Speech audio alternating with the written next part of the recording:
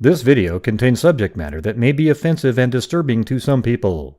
If you are the type to require a warning throughout a video or show, let this message serve as your warning. This channel discusses the harsh reality of true crime. If this warning is not sufficient for you, consider a different genre and unsubscribe from my channel immediately.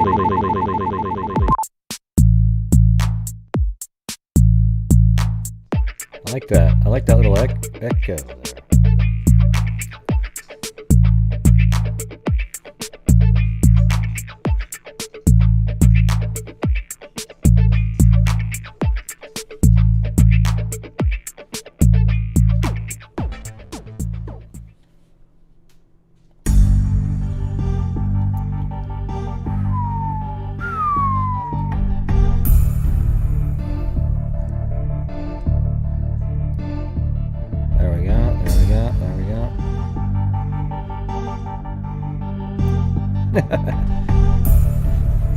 I won't wait the whole 5 minutes, okay?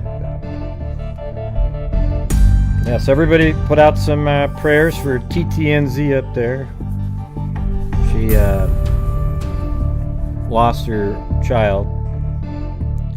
So, show her the love and support.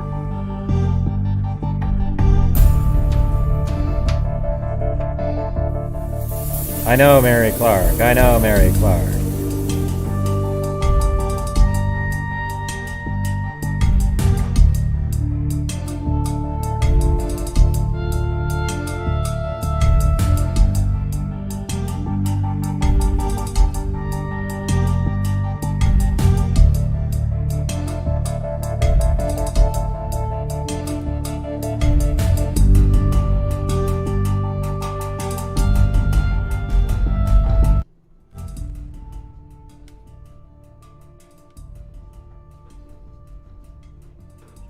Okay, anyways, I'm gonna just start the show here.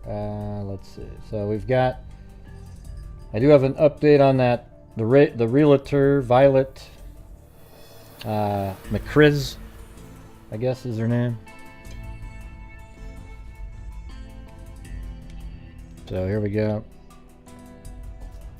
We begin with a local realtor missing for 2 days. Hold on a found second. alive more than 100 miles away. Good evening, everyone. Begin with a local realtor missing for 2 days, found alive more than 100 miles away. Good evening, everyone. I'm Ron Trevino. Great to have you with us. Violet McCriz vanished Thursday, last seen in the Tomball area. Today, she was found safe in Louisiana. Her brother says authorities found her unconscious in the back seat of her car in Lake Charles. She was taken to a hospital to be checked out. This is a there weird is still one. no word on what she was doing in Louisiana, but the good This news is she appears to be okay. We'll keep following this developing story and bring you new information as we get it. Yeah.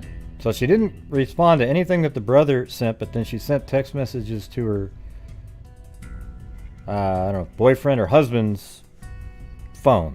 But then she shows up 100 miles away, alive, unconscious in the back. I don't know. I'm going to need an explanation for this one. This is, you know, it could be something where she did have the affair that people were talking about. And then she's got to explain, oh, wow, I don't know. I don't remember anything. Oh, I was out of it. You know, who knows? It just seems really odd, the whole thing. Didn't respond to her brother at all. Then later says, oh yeah, I'm gonna be a little bit late. And then you're not just late, you're 100 miles away. So it sounds like if those are real text messages, she knew what she was doing, right? Yeah. I don't know. Something doesn't add up there. All right, and then also, let's see, we've got,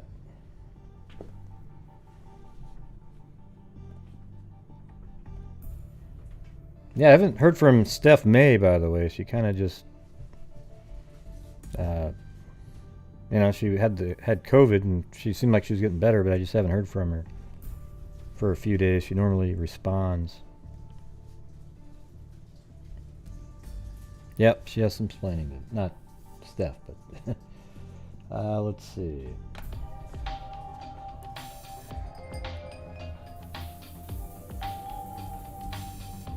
Thanks, Brian Joe.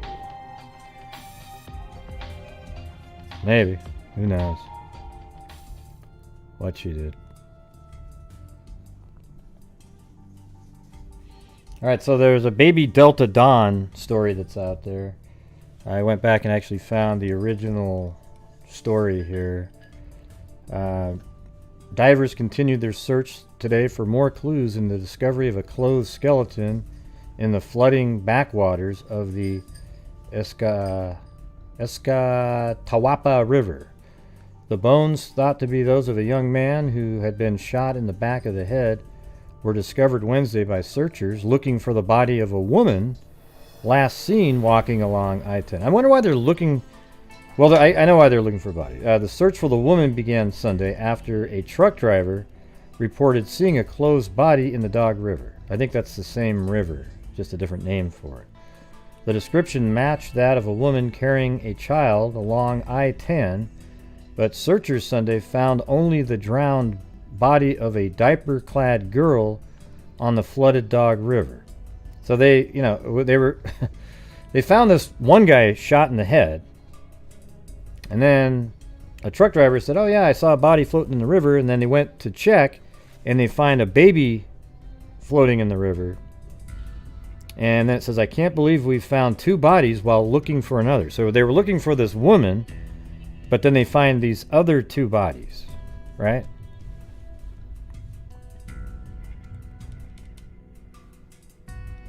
Divers continue their search Friday for more clues in the discovery of a closed skeleton in the flooding backwaters of the Escatawapa River.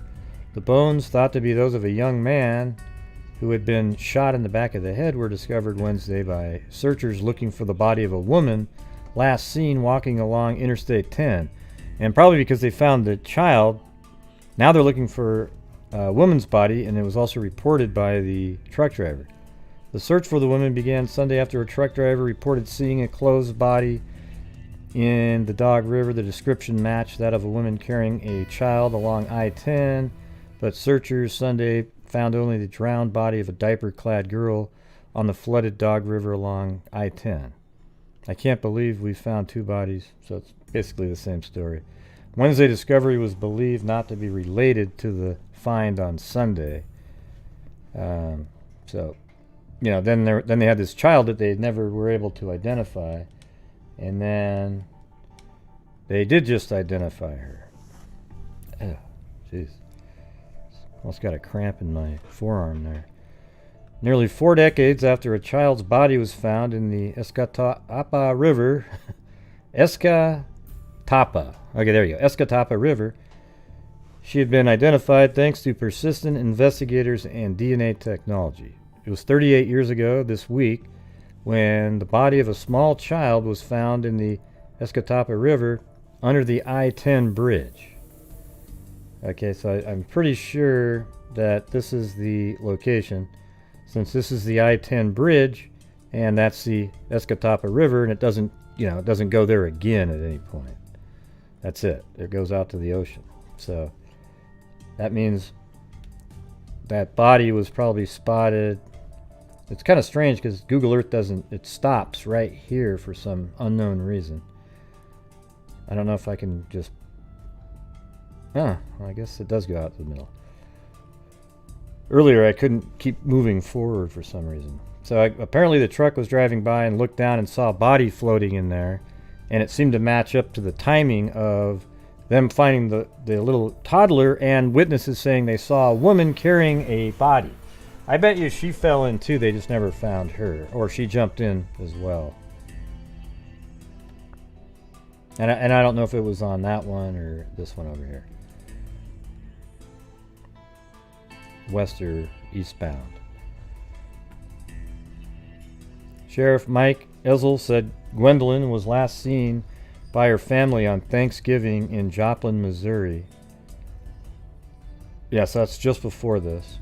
The young mother, baby Alicia, and an unidentified man left the state together. See, I wonder if the guy that was shot in the head is related too, though. I don't know. Reportedly traveling to Florida to start a new life, according to the family. They were never seen again. Less than 2 weeks later, the toddler's body was found in the river. On December 4th, 2020, Jackson County Sheriff's Department, that's yesterday, gathered together the many investigators and volunteers who had spent years working on the case to update the public about baby Jane's identity. The break in the case came after the DNA was received by Othram, a state-of-the-art DNA laboratory in Houston. They were able to match Alicia's DNA with family members in Missouri, leading investigators to travel there and confirm with the family that the missing child and her mother were Alicia and Gwendolyn.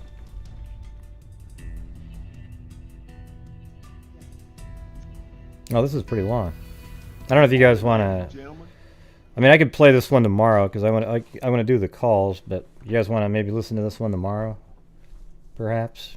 It's 32 minutes long. Okay, let's see. On December 3rd, 1982, witnesses reported seeing a woman carrying a toddler.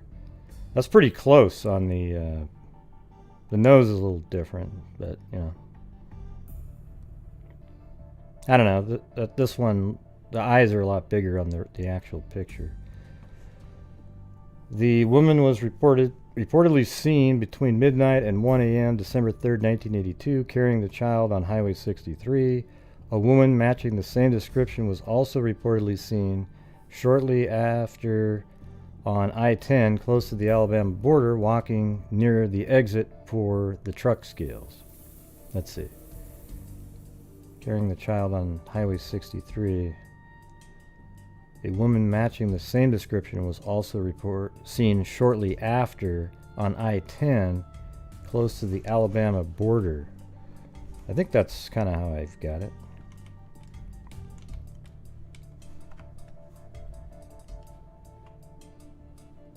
Yeah, that purple line's the border, so that is close. And then 63, I was gonna say, there you go.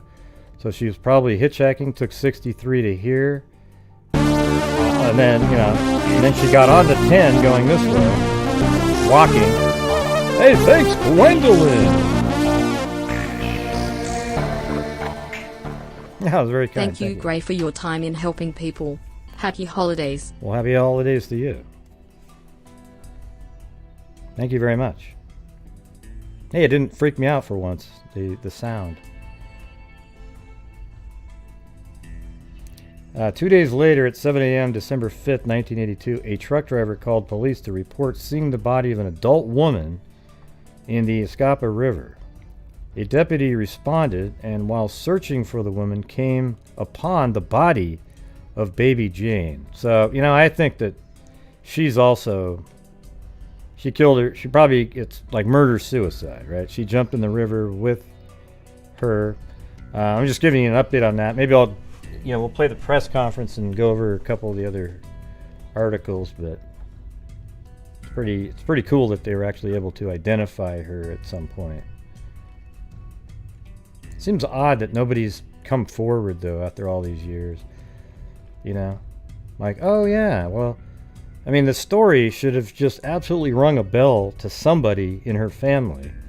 You see this blonde girl, you know, the hair's a little different, but you'd think that somebody would have seen that it was around the time she was last there at Thanksgiving, and you never saw her again, and then all of a sudden there's this girl that, I don't know. For some reason, people just don't get hooked up like that. There's got to be a better way to have family identify and be hooked up to missing or unidentified people, right?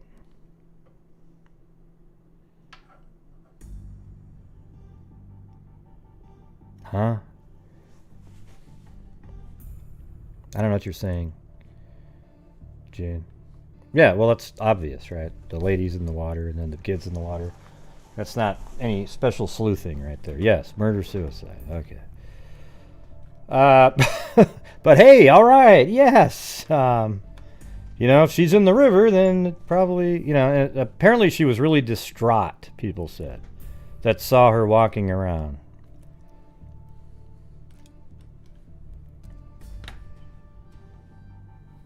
All right. So that's it.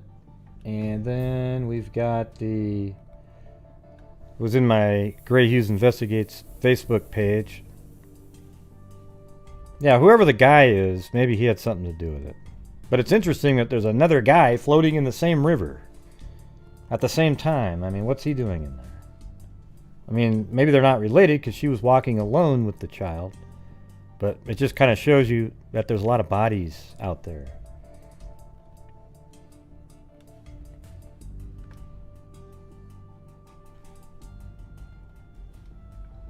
Yeah, so there's this crazy story in Lancaster, California here.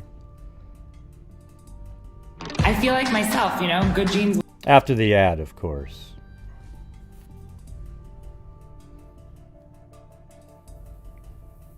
Yeah, I think the guy that was with her was the boyfriend.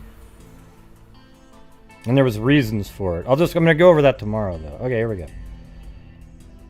Decapitated inside their home, and their father is under arrest. Decapitated in Lancaster. 2 children found decapitated inside their home, and their father is under arrest. It is, huh? Firefighters had initially responded to reports of a possible gas leak at this home on Century Circle. Then they stumbled on the horrific scene. They immediately called sheriff's deputies and paramedics, who removed the bodies of a 12-year-old boy and a 13-year-old girl. Oh, jeez. You see that image right there?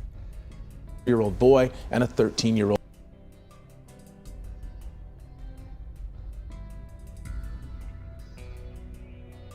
girl. One appears to be a male, one appears to be a female, possibly suffering from some type of a This sharp is before people found out that their heads were cut off. You know, it's like he's saying, possibly sharp object of some kind. trauma. It doesn't seem to be that the cause of death from the 2 people inside have anything to do with the gas leak. Deputies arrested the children's father. Well, if there is a gas leak, maybe it was the rest of the people there. Maybe he was going to kill the rest of them using gas, right?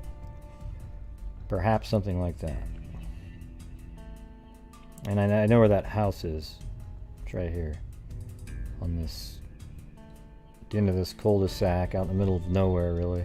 Just Lancaster. And I mean, you know what sucks is eventually all of this land will be filled up just like this at some point. Anyways, you zoom in here, and this is obviously kind of a newer. Let's see how far back this goes. No, it's there in 1994, and yeah, so they filled in like this area and some of this since then. And if you go down to Street View, actually goes right here, and that's the house right there. 45,300. But I don't know what the situation is yet. I don't know if there's any updates.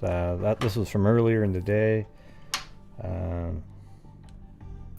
Let's see. Firefighters arrived at the single-story house in the 4500 block. The firefighters had initially responded to a report of possible gas leak there. It doesn't seem to be that the cause of death from the 2 people inside have anything to do with gas leak. One person was transported to a hospital in unknown condition. Yeah. Okay, let's see at this one. It's 2020. You can get. Hey, Rebel Rose.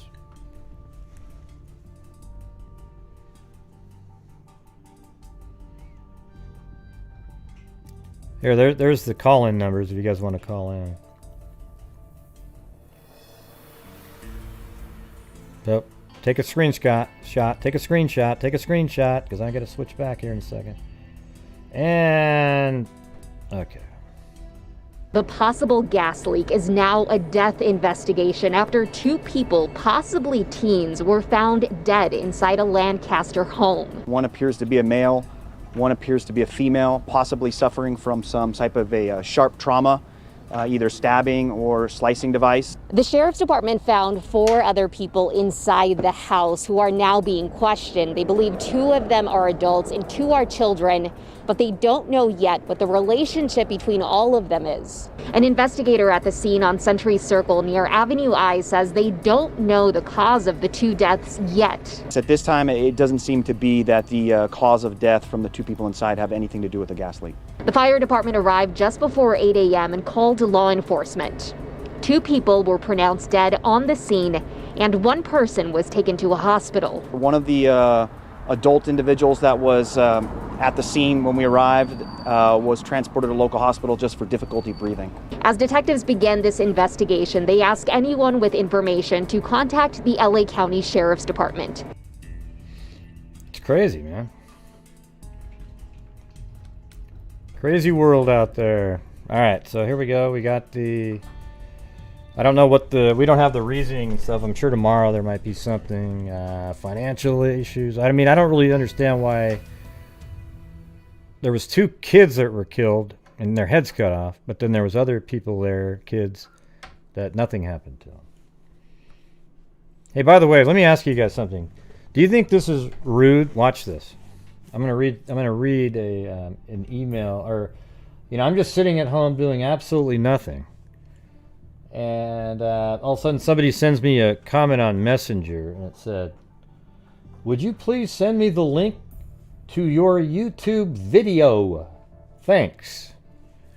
Now, first of all, how can I help somebody with that question? Can you send me a link to your YouTube video?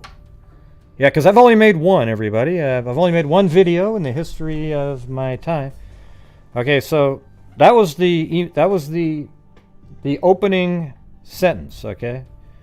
Then I said, "I have no idea what video you are talking about. I have over 1,000. Then she said, "I found it, thank you." And I said, "What video? What video, though?"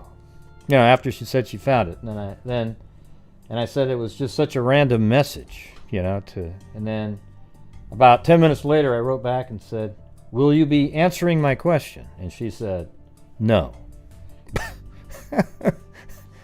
I mean, what kind of an idiot contacts somebody out there and talks like that when you've never even talked to the person before? "Hey, thanks, Gwendolyn. Wow."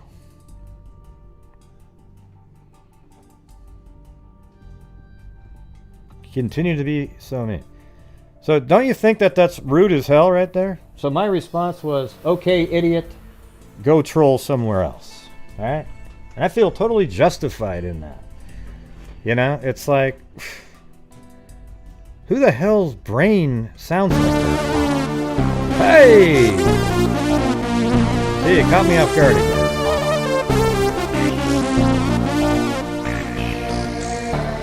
Yeah. Gray, I believe in your channel. Please continue to be so mean. Yeah. There's just so many really stupid people that exist.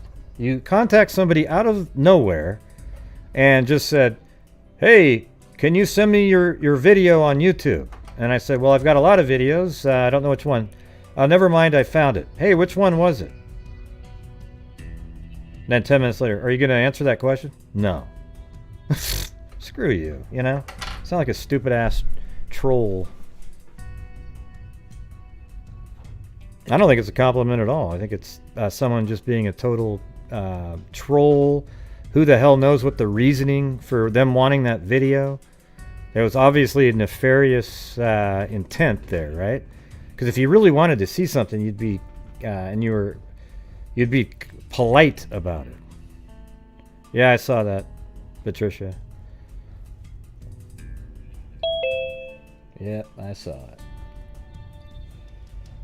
Yeah, hold on. I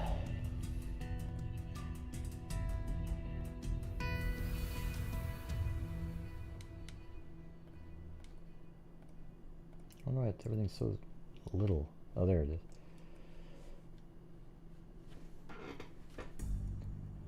All right, 386, you're on. Hello, dude. Yeah, who's this? My name is Corvangle. I just wanted to say that. Corvangle? Oh, come on. No way. What? Well, Nobody ever just calls up and says that. It's always a troll. Well, or something. I just wanted to be different. Like, I'm not an asshole. Like, you know, I don't think you realize, like, I have wanted to call in, like, streamers, like, all the time and be like, wish them a good day. So I wish you a good day, and I hope you have, you know, fun. Okay, well, thanks. Thanks for calling in. All right. Have a good one. Bye. All right. See you, dude. Bye. Wow, that It was obvious she was talking about the one video about the true crime case, duh. Yeah, it's crazy, Cairo. Hey, thanks, Chrissy and Cairo. Yeah, no, it's crazy, right? I don't understand the logic behind that. With the message that person messaged me just out of nowhere, right? Like, hey, can I have a link to the video? Well, I have 1,000 videos. I don't know what one. Oh, I found it. Okay, well, which video were you looking for? And then I saw that she read my comments, and then 10 minutes later I go, were you going to answer that one? No.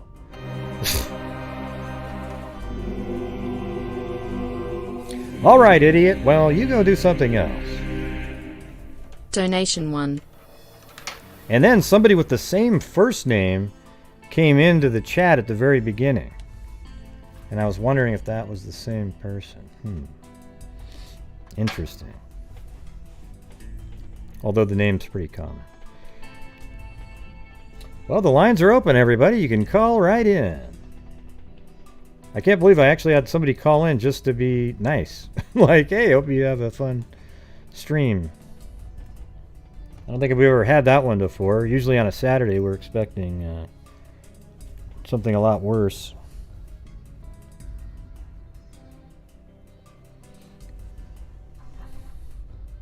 It's not a compliment at all, Kubi. I don't know why your brain keeps saying that over and over again. It's anything but a compliment. Jesus. My God. I think she was somebody said, hey, this one guy did a video on something, and then that person wanted to get it. I mean, how in the hell could you call that a compliment? It's ridiculous. I mean, yeah. Or, I mean, if you're I'm talking about the person on Facebook. Oh, Jesus. Oh, God. Such clever responses. Yeah, anyways, it wasn't a compliment at all. And I think you guys know that.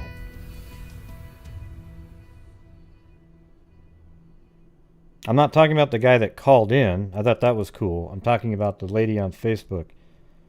It's not funny. There's nothing funny about it. It was just pure rude behavior. But see, I have to deal with that kind of shit like 24/7. Just absolute mindless, dumbass humans. You know? Huh? Say that's rude. That's not a compliment to that person. Yeah, well, it is rude, yeah. Hey, thanks, Layla, my Layla. My wife said, no, say that it's rude. It's not a compliment. Yeah, it is. I mean, it's definitely not a compliment. Oh, okay. Well, you said the same thing on the one before that, though, Kubi, so I wasn't sure what you were talking about.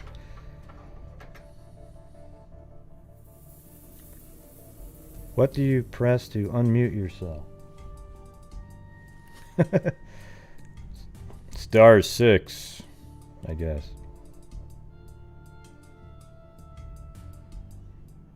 Oh, do you? Yeah. Well, you can check to see what it is.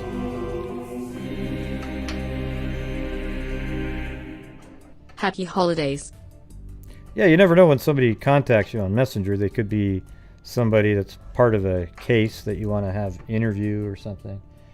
But that's not what this was. This one was a wacko. All right. 304.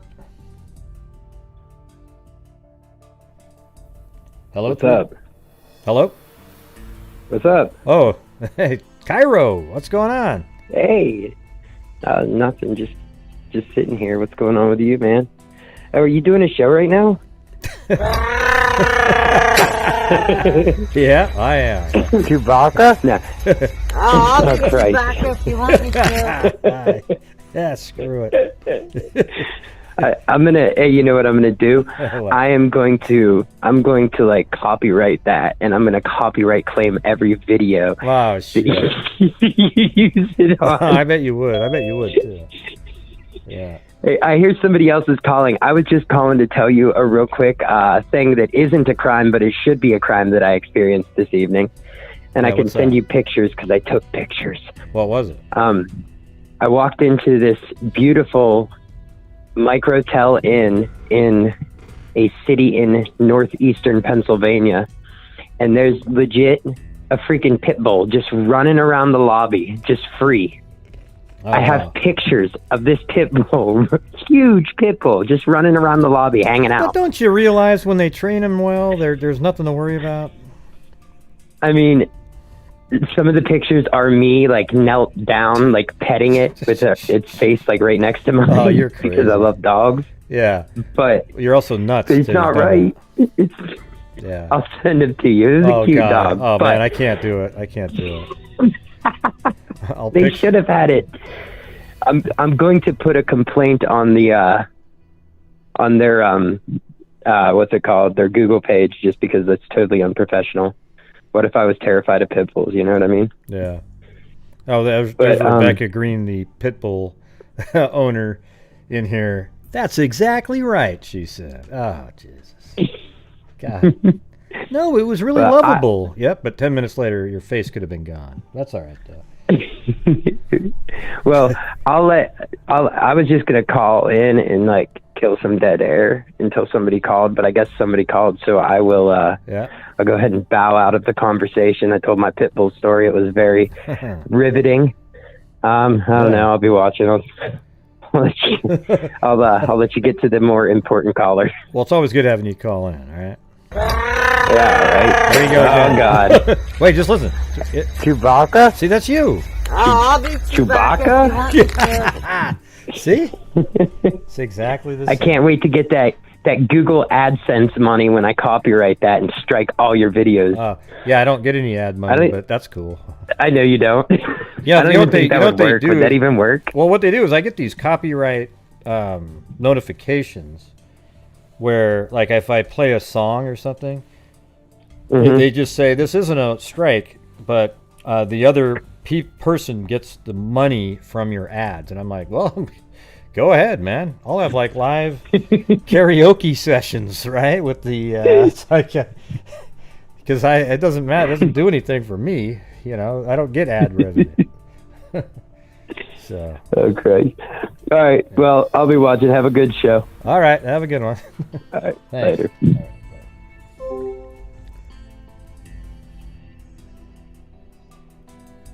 nope. I'm always, anytime a pit bull gets brought up, I'm going to say something.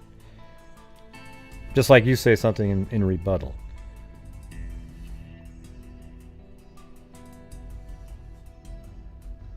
No, they're just supporting you. They don't really love the pit bulls. Hey, finally staying up late enough. All right.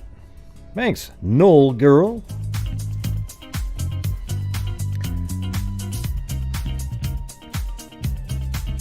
All right, hold on. All right. Finally staying up late enough. Love you, Gray, and all the freaks. Yeah, Landon, you're on. But don't do the video part because you're not going to be on video. So what's going on?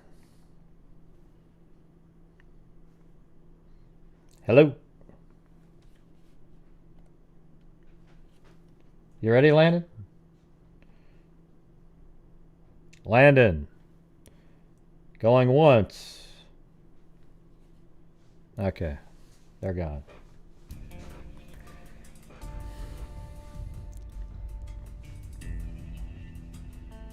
Yeah, some people love them, some don't. Most don't, but... Well, those are the uninformed ones, Gray.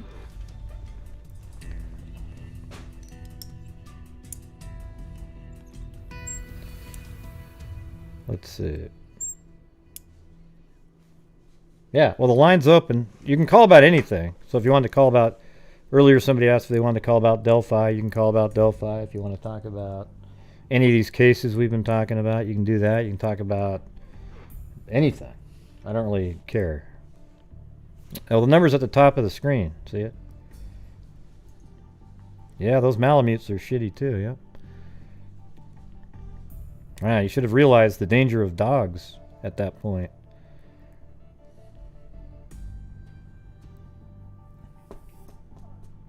Especially those types, Malamutes, Pit Bulls.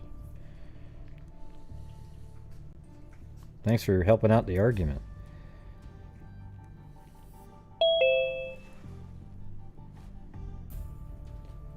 All right, 801, you're on. Hello. Yep. This is Gray, right? Yeah, who's this? My name is Gwendolyn. I'm the one that was like donating a couple of times tonight. Yeah, that's crazy. Thank you. I wanted to say, like, about a year ago, I called to you. I'm originally from Illinois. You cover some stuff in Illinois. I also live in Utah now, but that's not really kind of the point of my call. I actually wanted to say that, like, for the last year, I've been listening to everybody here, and I can't really, like, participate, but I wanted to because I could, and I actually really enjoy your channel. So I wanted to let you know that, and I think that what you've donated has been phenomenal. Really, it has been, considering this past year. So I wanted to say that. Well, it was amazing how generous all the freaks are, just like you were here. Yes. You know, to be able to do that during the year, right? I mean, it's pretty cool. Yes. I wish I could do more, but I understand that not everybody can. So tonight it was like, you know what, let's take the opportunity and do it, you know, because that's the end of the year, and let's try to get to that, you know, plus 20,000 mark point. I even listened to Scene of the Crime, like a few days ago about Delphi. And I'm not like bringing up Delphi, but I'm just saying, like, I just like really just kind of listening to everything you've done over the last few years. And I do appreciate the fact that you've been instrumental in trying to be as on point as possible on true crime. Yeah. I don't know. Well, thank you. I really appreciate what you've done. And I know that I'm not like in the chats. I'm not like constantly there, but I see everybody there, and I'm like, hey, why don't I do something about it tonight? So that's why I wanted to be as generous as I could be, if that makes sense. Well, it was very generous, and thank you. Okay. I mean, can I ask you something? Like, where do you think you see your channel going next year, honestly? Like, after, because I've been kind of watching you for a while, so I'm kind of wondering what you think your channel will be like, especially with Nefarious. I actually, you know, subscribe to that to wait to see what would happen with that. Yeah, well, the thing is, I want to get going on that one, because I'm going to do, I think what the problem is that first video that I was working on, it was like 17 minutes long, but I think I need to get them to around 10, because it turns out it's really hard to find enough sort of photos and things to do a 17-minute long video on a case where there isn't really a lot of photos. But what I was thinking of doing was, that's why it's taking a while, but there's so many of these other cases that we've talked about that are interesting, and I could easily, like the next day, just write up the script, because it's already in my head, and then just read it, and then just put the whatever photos I have, the mapping. I mean, one of the things that I was talking to Stacy about was maybe doing, like, you know, even though it's not related to what's being said, you're just going around on the map showing different locations, right? So then, you know, you don't have to match what's being said on the video, on the audio portion, but it's still providing the map information while the rest of the video is playing. And then sometimes you might put in different pictures to represent exactly what they're talking about. I don't know if that would be okay for people. But I mean, do you think it would take away from your current channel? Does that make sense? Because for me, I'm not used to that. I'm not used to that format of like the like several short videos. I'm used to more like you talking about it and like just drawing that out. Does that make sense? Because I've been like I said, I've been listening to you for a long time. So that's why I'm kind of like wondering like what you want to do.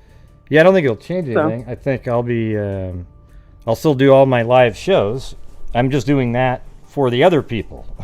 You know, maybe I can build that one up too, but it's not going to interfere with me doing my shows. I mean, this will be first, and then I'll be putting videos out maybe, I don't know, once a week, twice a week over there, something like that. I don't know. Okay. The reason I ask is because, like, I like what you do. I like your format, and I would hope that wouldn't, like, take away from the fact that I know that like some nights you're like, why do I do this? Well, I can tell you right now, I am somebody who, you know, unfortunately is not able to like participate in the chat. I'm an old person. I promise you, I'm not a troll. But but most of the time I'm one of those people that will have to go up the next day, go to work, listen to it, you know, kind of digest it.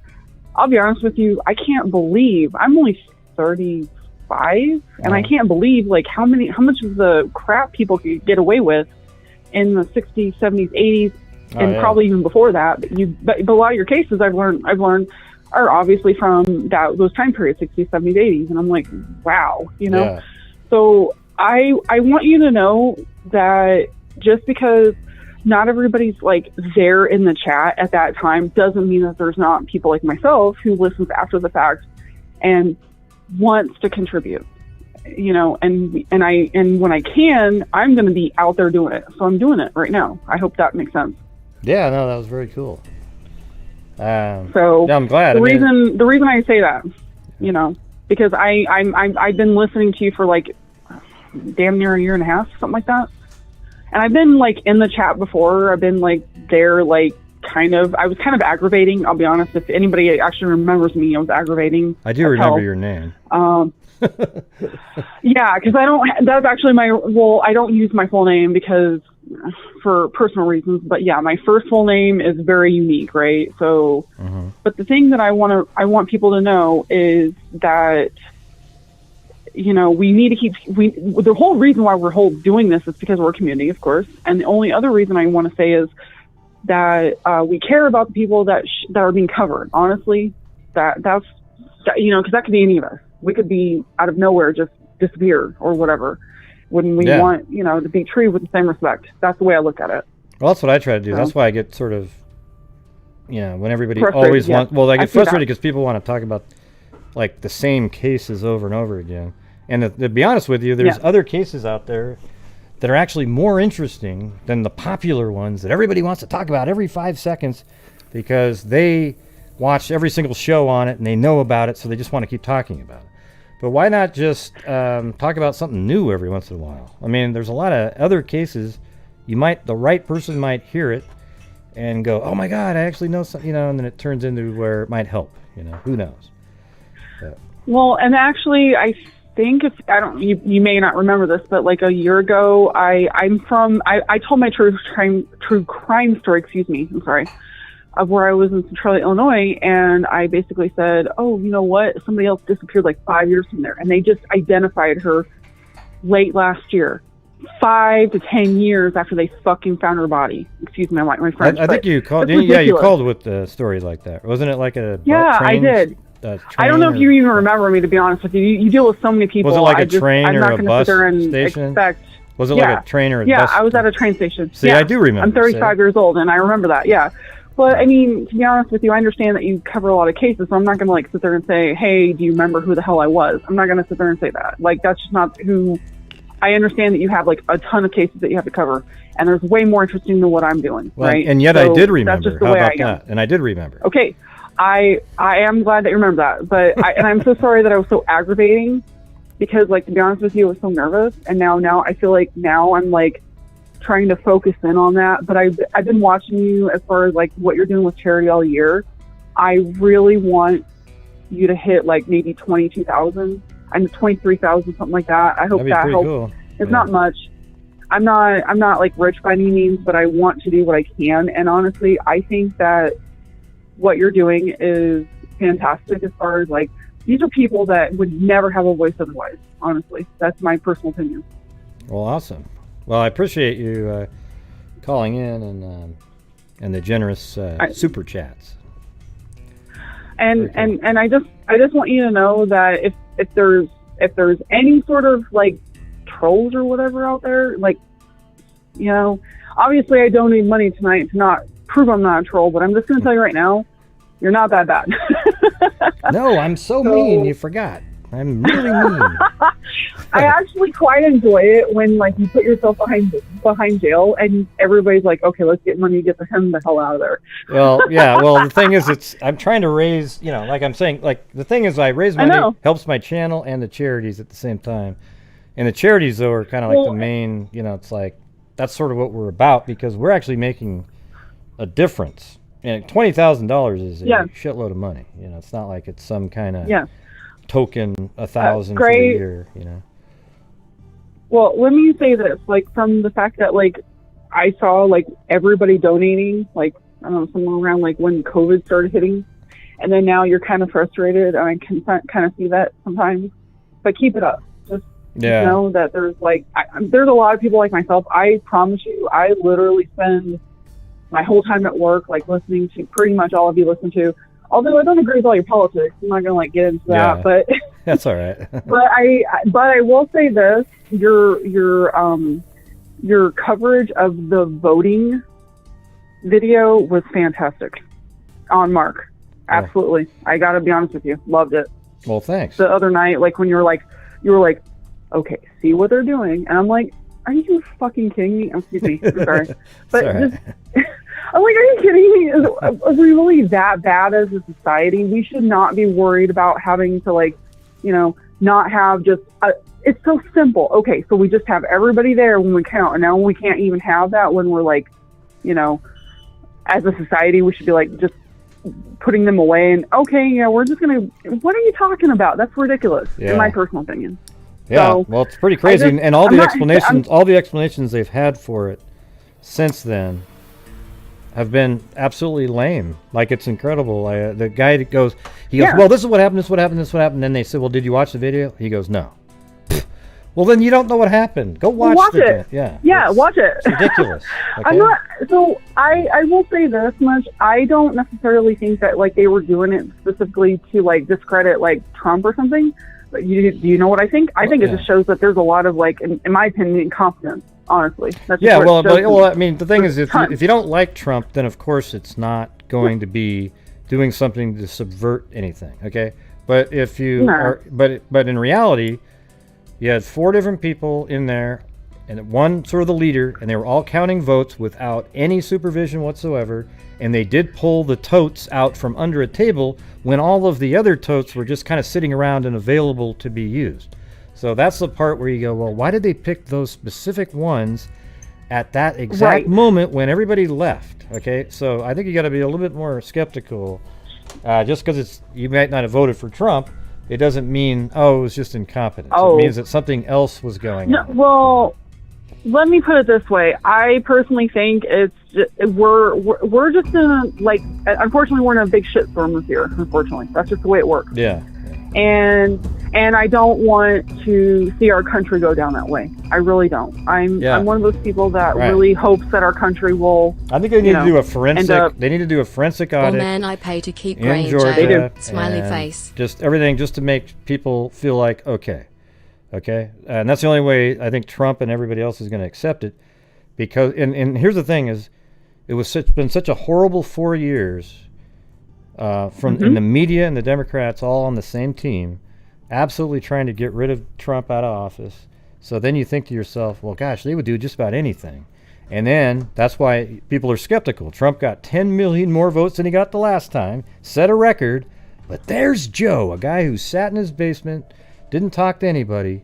He beats, and then he gets 80 million. It's like, it just feels strange, People, it feels a bit weird. I agree with you. People vote more for people that the enthusiasm for people that they like, not I hate somebody, therefore I'm voting. So that's a weird thing. He underperformed. Listen to this. He underperformed Hillary Clinton in every single bellwether county in the United States, except right there in the swing states where the votes, So that's a little strange. So why wasn't the hate enthusiasm high around the entire country except right in those swing states? That's weird. Okay. So my personal opinion on this whole thing is like you said, like I said, I'm not going to go into like whatever I personally believe, but I do believe we should have cameras on everybody, period. Yeah. I don't care who the hell they are. Yeah, GoPros. Period. I do agree with you. Like I said, I'm not going to sit there and say like whatever my personal point of view is, but let's do that. Like I think we both agree. No, by the way, I'm not a liberal. I'm not a Republican. I can't stand like politics, but I can say everybody, after this whole freaking election, we should definitely be having cameras on everybody, period. Yeah, we should be. I think so. I agree. So, so I'm not like, I hope I'm not like sounding, because I know like last time when we spoke, I was kind of overwhelming, and I hope this time around I'm a bit more, you know, easier to handle, I hope. How much money does Because I'm just on your show. This is not my show. You're fine. You're fine. Seriously. But anyways. So I just wanted to let you know that, like as of last year, I hope it sounds like I'm a bit more confident about talking in, and I want you guys to know he's not that bad. Yes. You know.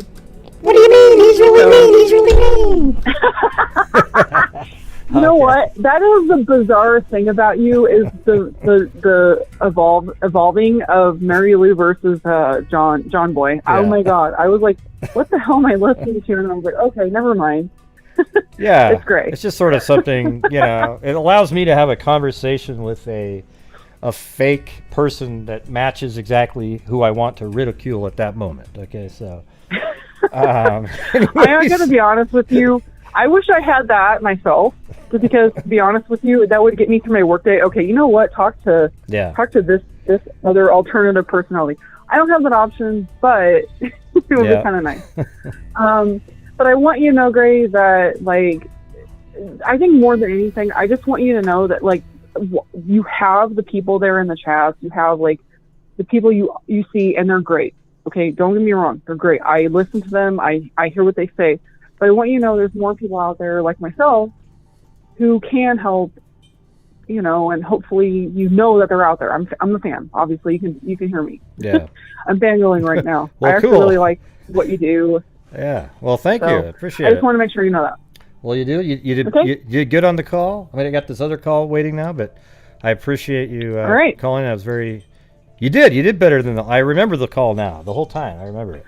Yeah, it was very painful, honestly. It was very painful. It wasn't that bad. But what I want to say, it was painful. But here's the thing that I want to say about my last call with my true crime. Like when I called in, at least I tried. Yeah. I tried to have like the location ready. I was like, so I knew that enough about you. But I'm like, I'm so glad that like when you started doing that with more of your true crime call-in. Oh shit! Sorry, I meant to hit a different button. Sorry. Wait, go ahead. What the hell? I meant to hit a different button. After that call, sorry. No, but literally after that call, I was like, I know I my instincts were right. Like I knew I actually literally got like that address ready for you for my stupid like little true crime. Yeah, no. Even though if it was any other situation, I could have ended up being one of those people you discussed. I could have been. You never know. Yeah, right? no, it was cool. You had it all mapped out. It was kind of, it made it a lot more. Yeah, I did. I was like so nervous. I was like, oh my God, because I've been listening to you almost for damn near two years now. So anyway, have a good one. And you know what? I hear the ding. Okay. All right. All right. Have a good one, sir. Bye. Bye. See you later. All right. 479, you're on. You have to unmute yourself, 479. Hello? Hello? What's going on? Guess who it is? Shit. Rebel Rose? Right Hey, all right. I got it this time. How you doing? Not too bad. How are you doing? Doing better. Yeah? Glad I can be back. I've been off for a while, so I'm glad I'm back. I just had to call in and give you hell, you know that, and everybody else. Well, thanks. Oh, all of a sudden now It's a great. lot of calls coming in now. So what do you got? Yeah, I know, honey. I'm just going to get off here, baby, and go back in the chat. I love y'all, and I love everybody in the chat, sweetheart. Hey, we love you too. Thanks for calling in. Another voice. All right, sweetheart. Bye-bye. All right, have a good one. All right. Shit. 913. Thanks, Rebel Rose. 913. Hey, who's this? Hey, it's Kit Kat. Oh, Kit Kat. Man, what, did you try to change your voice? Hello? Well, you must have tried to change your voice when you called in. Yeah. I was twirling my voice. I was trying to throw you off. All you had to do was laugh, and then we would have known who the hell that was. Yeah. True. I do have a very pronounced giggle. Yeah. But no, I actually was calling. I have a crime. It has to do with Billy Boy Blue stealing my heart. It's a crime? He stole my heart. Oh my God. Are you guys like an item now or what? Oh, no. We're just friends. I'm just kidding. I'm just razzing you, just being funny. Oh, I see. Wow, it actually, his technique worked on somebody. No.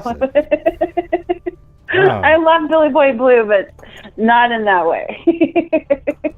He typed in, he said, "Oh my God." He typed in. I wanted to say hi and just shout out to the freaks. I don't know. I know, I've been watching your show for quite a while now. I've spent over 2 years, and I want to call in and discuss cases with you, but the thing about it is, in all honesty, I feel like you go through them so thoroughly that I really don't have much to add. Jojo, where art thou? Well, you know what's interesting is I noticed, like, I'll do a show, and then there aren't as many comments after, in the video after the show, and I'm always thinking, is that because we kind of covered every single possible thing? Because a lot of times on those videos that people make, the standalones, they're just videos where people, they don't put a theory in there. They just tell what happened. And then everybody starts typing in, hey, what about this? What about that? What about... But when ours is done, everybody already thought through those things or discussed it. I don't know. I think you're just so thorough that, you present the case and you do the map and we come up with scenarios, and in the chat, we throw some things out there too. And I think as collectively, as a freak family, I think that we arrived to very, what's the word I'm looking for? That we arrived to very similar, solid conclusions. Oh, solid. So I think that, for me personally, I can't speak for everybody else in the chat, but like I know for me, I definitely feel like I know the ins and outs of a case, as much as I can without, being in law enforcement. I disavow legally everything this guest says. Billy Boy Blue said, I disavow legally everything you said. whatever that means. Billy Boy Blue, the perpetual bachelor. Yeah. He's a lover, not a fighter. That's right. Billie Jean, man. Oh, goodness gracious. I have a true crime case, and I'll have to send it to you before, because it's been solved, but I think that this person, I don't think that they're interesting, but I think that how Kit Kat inspired everything donation came about, wave, kissing cat like, face, with their- ocean wave, Hold on one second. surfer, 2 hearts, sparkles. Okay, there you go. Okay, go ahead. It was a Kit Kat inspired donation wave. Oh, well, thank you. That's what it said. Okay. Was that Chrissy? She's a sweetheart. Everybody's a sweetheart, but no, there's this guy. He was a serial killer in Kansas City. That's where I'm from. And this case, I remember when it happened, I was like in 7th grade or something like that. I'm an old lady now. I'm 45. And the case was very similar to that of, oh gosh, what was that guy's name? Jeffrey Dahmer. So, I mean, it's been solved, but it's a very similar case to that. I just thought maybe you might like to look into it for your own self. Maybe not to have to like present it, but since the case has already been solved. His name was Robert Berdella. I've never. Well, send me an email about it, then I can look. Yeah, it I will. I'll let you know. I'll send you something. And I've you just can been watching decide for I've yourself. just been watching the one about BTK. Yeah. On Netflix, or not Netflix, IDTV. Wow, Yeah, he was Gwendolyn, from jeez. Wichita. Man, thanks, Gwendolyn. Man, she's like, she must have just won the lottery or something. Woohoo, Gwendolyn! Yeah. Yeah, I can't donate as much right now because things are strapped, but Yeah. I do love you and I do love the channel, and I look forward to your streams every night. One Like buck when needed you from don't, the next in the 100 weird viewers case go. that you don't come on at it. Oh my God, in hold the on. evening. You're here for a cat. Hear that? Oh, look at that. Oh, woo! Did that scare you too? Did that scare you too? Yeah. Let's keep it going. Wow, you That's guys. awesome. You guys are amazing. That's awesome. Such generous people on your channel too, you Yeah. know? Like, it's Yeah. just amazing. So, but yeah, in the weird case that you don't come on at night, I find myself like, what am I going to do? Like, it's almost like it's such a habit of mine to like listen to Gray and. Well, I haven't not done a show for a long time. I know, but back in the day when I first started listening to you, there would be like a day or two where you didn't do a show, and then I'd be like jonesing. Oh yeah. Huh. Well, Back in the earlier days, I mean, I haven't been around that long. I've been around for 2.5 years. I know you've been on longer than that, but yeah, maybe I should do Anyway. thanks, Gwendolyn, and everybody else. Atlantic Tide Crimes, Gwendolyn, Billy Boy Blue, Mary Clark, Lee D, Kevin Brown, Chrissy, and Billy Boy Blue again. Love your coverage and humor, Kubi dark up and to there. the point. Wondering where Zozo is, but I think Zozo's doing some something for her work. Zozo. Yeah. I like that name. I like Zozo. I don't know. It just kind of flows off your tongue. Zozo. Yeah. All right. Well, I just wanted to say hey, and yeah, the Bob Berdella, it's an interesting. I mean, the guy was sick and twisted, but it's for true crime people. It's interesting. I know you say that if like law enforcement looked at all of our computers, they'd be like, "What the hell?" Oh yeah, yeah. Every one of us. So that's why we're the freak family. They could pin any story on you, no matter what. All right. Well, I'm gonna hop off now. I've chewed on your ear long enough, and I'm gonna get back in the chat. So have a All right. great night. All right. Well, thank you. Thanks for calling in. Thank you. Bye. Bye bye. And that's Kit Kat. And before that was Rebel Rose. She just wants, you know what Rebel Rose called? Just to see if I recognize her accent. Hey, Jen H, thank you. Hello, everyone.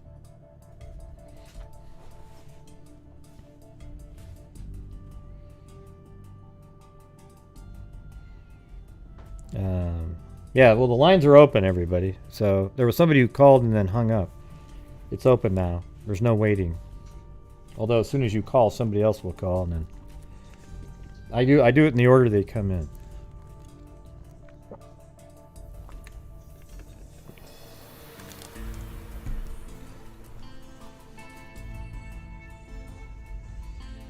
I'd like to see the full surveillance footage, though, inside that counting. I think I could have done something with that. I wish they would just release that footage and let people figure out what they're looking at. Hey, thanks, Maria. Mazarone? It doesn't just roll off for me. Mazarone. All right? Yeah, I'd like to see the whole thing. Because I think there's, I'd like to know how the totes got under, the lawyer who talked about it was trying to make it seem more nefarious with her. I don't think she needed to do this, but she used terms like suitcase and, things like that. She didn't need to even say anything like a suitcase. It wasn't a suitcase. It was just the regular totes, like the rest of them.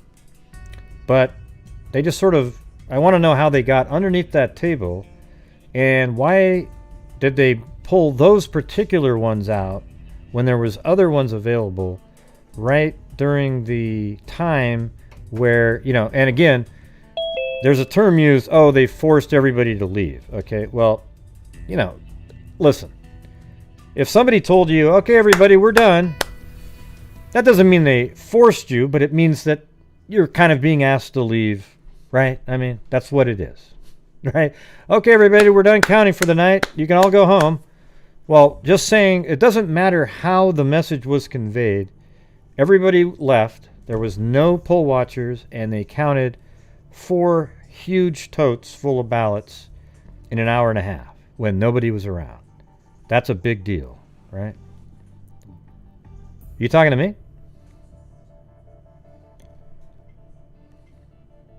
Am I okay? What happened? Oh, Jen. Gray, I came on from work.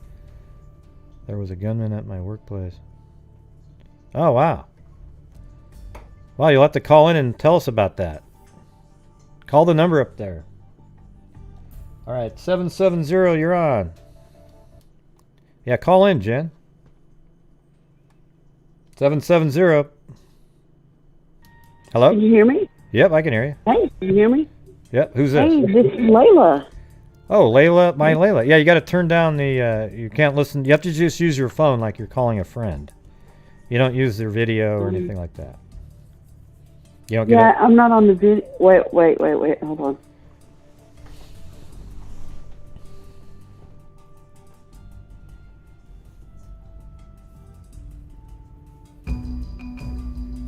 Is that better? Yep. Okay. Layla, come here, Layla, my Layla. Don't do that. She'll start running in here. Layla, come here, Layla, my Layla. Come here, Layla. Yeah. I think my son just put her to bed. Oh. You were just talking about this election thing. My cousin went to the big rally in Valdosta, Georgia tonight. Yeah, I watched the whole thing. Oh, come Yeah, on, I did too, Gwendolyn. and- Jesus. Gwendolyn just donated again. Oh, wow. I mean, make sure She that you won the lottery for sure. I know. She must have just won the mega bucks or something. Yeah. Well, she's not donating the stimulus check because we haven't gotten one. Yeah, well, they don't want that passed until, what's his face? You know, here's when it'll pass. If Trump says, I concede, boom, it's passed the next day. Okay? Yeah, and then they're going to tie the vaccine. One more to time, it. sir. Happy New Year. Well, thank you very much, Gwendolyn. That was very kind of you. They said they're going to tie the vaccines to it, and if you don't get a vaccine, you don't get a stimulus check. Yeah, I mean, there's so much of this stuff that's going on that's political. It's hilarious. And it's just the timing of things. Here's what they want. Here's what is wanted. This is what's wanted. I'm going to tell you guys what's wanted right now. What's wanted is an economy that collapses quickly here within the next week or two. Because Biden's already saying we're inheriting the coronavirus and a bad economy.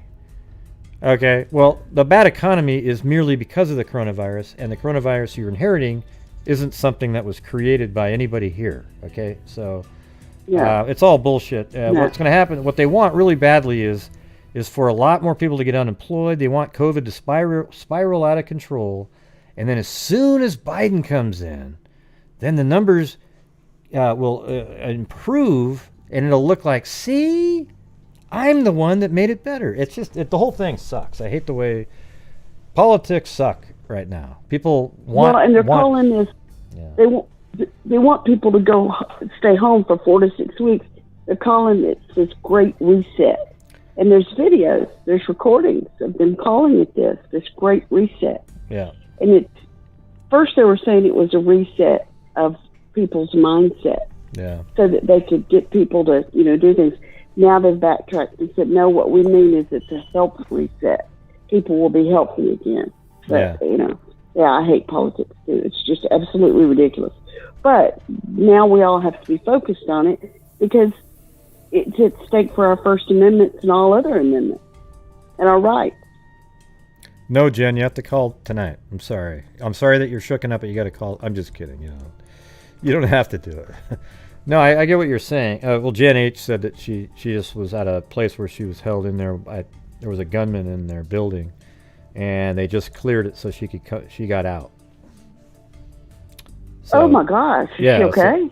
Yeah, it sounds like she's okay because she's in the chat there. But she said she doesn't want to call in because she's shook up about it and just wants to hang out. Oh yeah, no, yeah. I can understand that for sure. Yeah. I can understand that for sure. I wouldn't want to talk about it right now either. Yeah. Anyway, I just called because originally I was going to call because you didn't have anyone calling, and then you had everyone calling, and then you didn't have anybody calling. So I said, well, I'll call. Yeah. Well, there you go. So you called in. If someone better wants to call in, I'll drop the phone line. What makes them better? Everybody's the same, right? We're all just robots. they may have something more interesting to talk about. Well, what did you think of the surveillance footage? The surveillance footage on the voting? Yeah. Oh, I thought they got him dead to rights. Not just in Georgia, but in several other states. I mean, there's absolutely no way to refute that, and I don't know why they're trying. Yeah, it makes you wonder, because there's signed affidavits of people that all said, yes, we were asked to leave. Now, here's the thing. If somebody came in and said to you, hey, everybody, we're done counting, you can all go home. And then later when you're reporting on it, you might say, yeah, we were asked to leave. Because that's what they're doing, right? I mean, they're asking you to leave by saying we're done, report. They don't need to say to you, okay, everybody, get the hell out of here. We're done counting. They would just say, hey, everybody, we're done counting, which means that's when you go out the door, right? Yep. Yeah, so. Well, and the thing is, we've got good friends that have been poll workers for many years. Mm-hmm. And they're not in DeKalb County or Fulton, but they are in Cobb County. Now, Cobb County has changed a lot over the years. They're not as they used to be all just Republican, but now they're not as much anymore. They had some real strange things going on there. And our friends were asked questions after the elections. And they testified, or not testified, but gave affidavits honestly. And they were threatened. And the threats were things like, are you sure that's how you want to answer that? Would you like to think of it again? Yeah, I remember that one guy that worked at the mail station. He was on Veritas, and they were saying the same shit to him, like, we just want to. And then eventually he said, well, I am recording this conversation. Then they sort of sounded a little different after that. It was hilarious. Well, that's what they said to our friends. They said, we know where all of the people that work the polls live, and my friend said, and his wife's really a firecracker.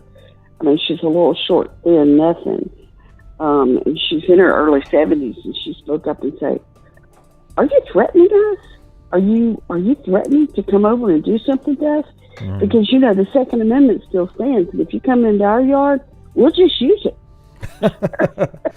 And they just kind of backed off, She's just, you just have to hear her. She's just, and her husband's like, just, Patty, calm down. Just calm down. Yeah. Just, it makes no difference to me. A body's a body. I can just drag you right out. Yeah. Well, I just think I don't know what it is. I don't feel confident. This is the first time I've ever not felt like, confident at all. And it's because of the absolute bullshit that was created by the Democratic leadership in these battles against Trump for 4 years that were all completely bogus. In fact, they were even started by Hillary Clinton. She's the one that put out the fake dossier. She's the one that hired a Russian. It's literally crazy shit. And it was all spun onto, with Trump, he's this, he's that. And then you sort of go, well, gosh, everything, you just can't trust anything at that point because it was absolute bogus. Now, what you guys should go do, despite what the idiot the other night said, is go on to Project Veritas and listen to the 50-minute long conversation with the guy who runs Zucker, I think, that runs CNN with his employees, and how they literally were spinning. They wanted to tell the story, to spin a narrative against Donald Trump. Don't you think that's odd for a news company? A news agency should never be having these kind of conversations. And I'm not saying Fox News doesn't have a similar type. I'm just telling you that it shouldn't exist. It should just be telling the news. Yeah, Roger Ailes did the same thing back years ago, you know, and he got busted for it. Wasn't it Roger Ailes? Yeah, he got busted for sexual harassment, I think. Yeah, he's the one that got busted, but he was doing that kind of same thing. I think against Obama, but not to this degree. He wasn't shutting everything. And it's down. only one It news was a agency. manufacturing thing. It's only one news agency where the Democrats have every single news agency, Everybody, except yeah. Fox News, who then seems to have sort of shifted themselves, which is kind of strange. So now it's all online, you know, like Newsmax and OAN, I think. It's crazy. Yeah, and what's the Epic Times? I think that's how you pronounce that. That's who I listen to. Yeah.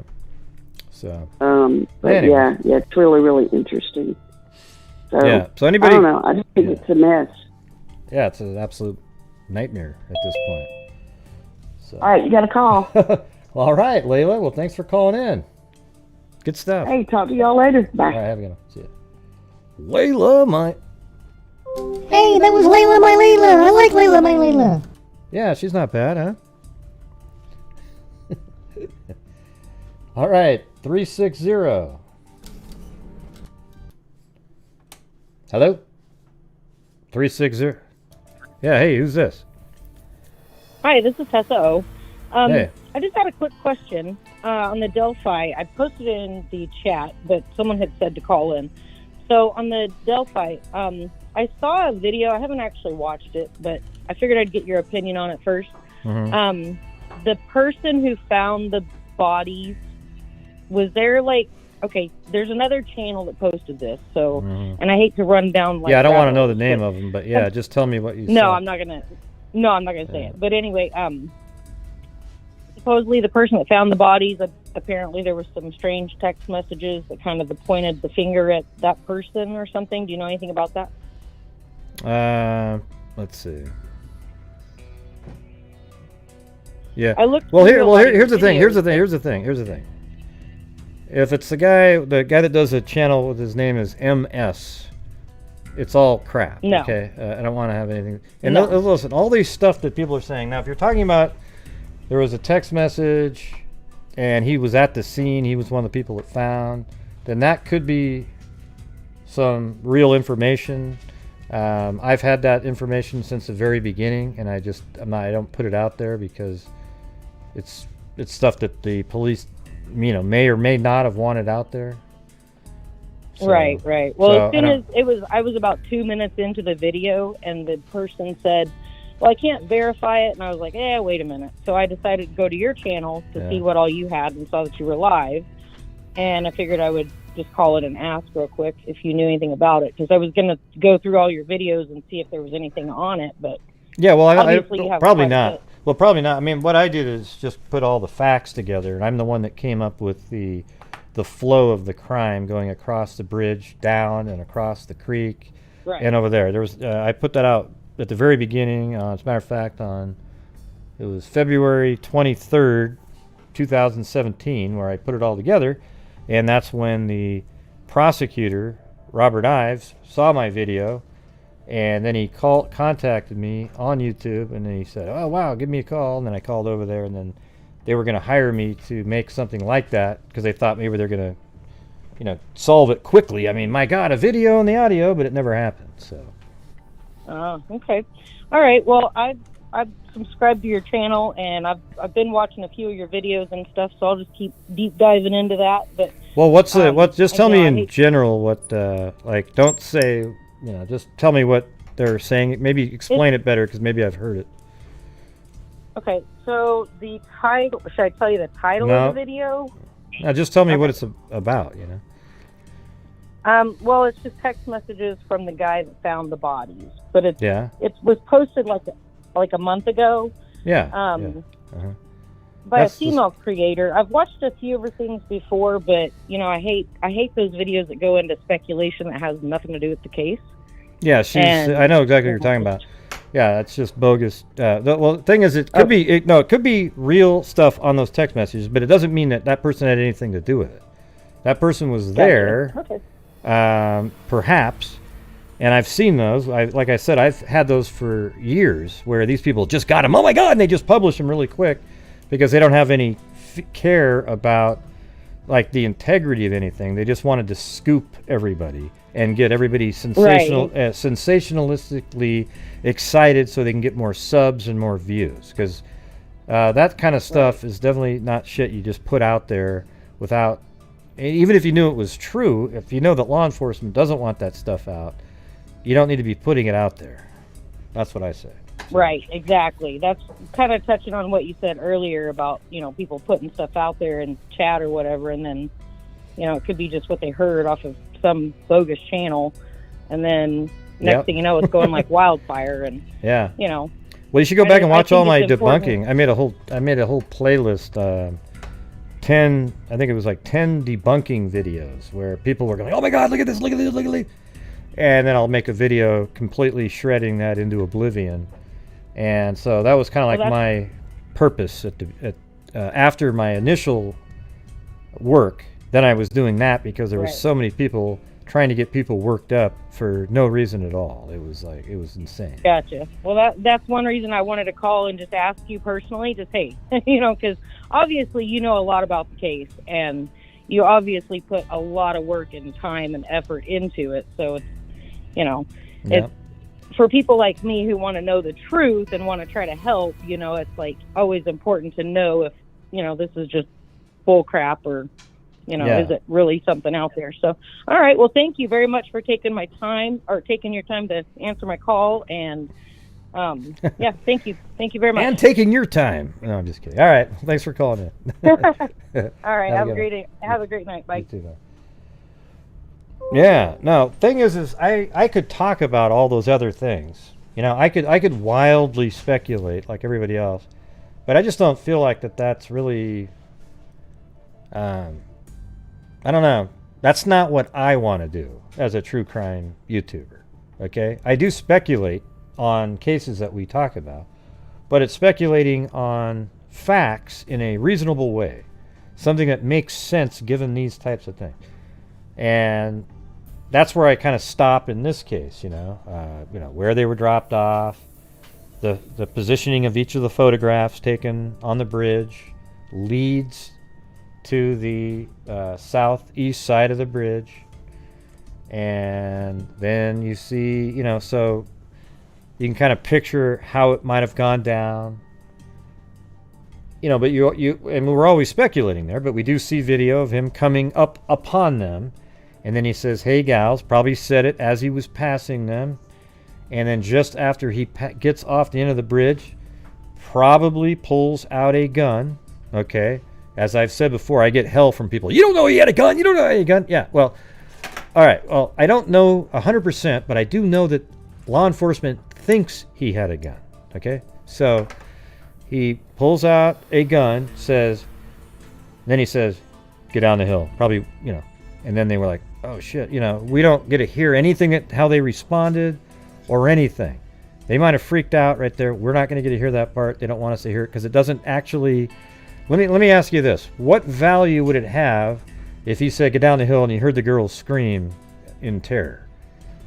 What value does that have in helping solve the case? Can anybody give me an answer? Great, because there isn't one. All right, so it's down the hill, and then... You know, however long it took, they get to the edge of the creek over there, And then he said, then I don't know if they ran across trying to get away from him. There is a shoe on this side, one of Libby's shoes. Then they ran across, or got across somehow, either by his direction or whatever. And then they were both found deceased on this side of the river over here. And, you know, I have the same text messages and everything, the same rumors out there of how they were found, that kind of thing. But it doesn't help anybody figure out a damn thing.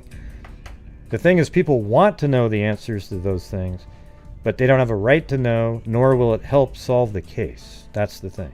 There are probably some things that they haven't let us see. Like, I actually think they should what the hell happened? My light on my look at that light just went firing up. Let me see, how does that work? Huh.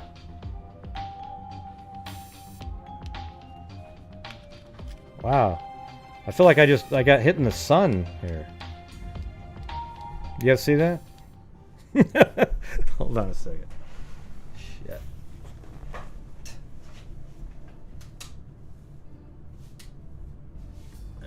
Okay. Looks like it worked. Came back on. I don't know what the hell happened there. I like the soft mood lighting. That's right, Running Fox. Yeah. So, other than that, and you know, and the things that I know, if you watch my channel, you'll just see that the things that I think are possible are that, you know, I asked Cairo to go out there. He checked around. He saw a surveillance camera on the front of this building, so it's facing just like that, right up the front of that road right there. That's there. And then also there's a surveillance camera on this building facing this way, right at where the abandoned CPS building was, which is right there. And there was a car parked right there, and that car would have been in the sight of that camera. And then when they say, hey, does anybody know the driver of the vehicle that was parked at the abandoned CPS building? Then, did they see somebody from a far distance walking into that car that seemed to match? Perhaps, right?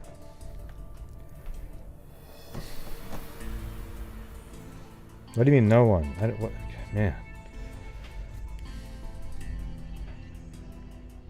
Every time I see your comments, I don't know who you're talking to, Jennifer. Because like you don't have another comment within 2 pages. And then that one says looking for name calling, who, what, where. Don't know what that means. It's just totally random comments.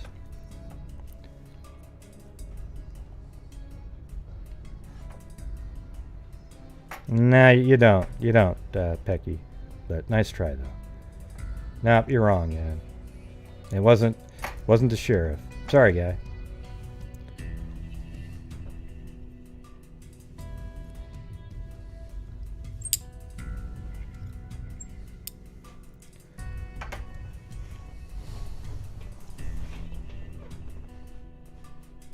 Right, but I mean, you got put their names in so that they know that you're responding to them. Let's see. Oh, that's true. You guys know girl code. It's not. You're okay. Hey, Pecky the pigeon, go do some other crap. Okay, we don't do the shit on this channel. Okay, go invent stories, create a channel, come up with a bunch of bogus bullshit. Why? Take a couple images of the bridge guy. I think we should all focus to solve Delphi. Our freaks can do it with you. You don't need to hide the guy. I mean, okay. We'll see how that goes. Hey, thanks, Layla, my Layla. So I guess Jennifer, Rochelle, and all of you are really good at girl code. I'm still learning because I can't even make out. I read 20 comments in a row and had no clue what any of you guys were talking about. But that's not unusual for me, I guess.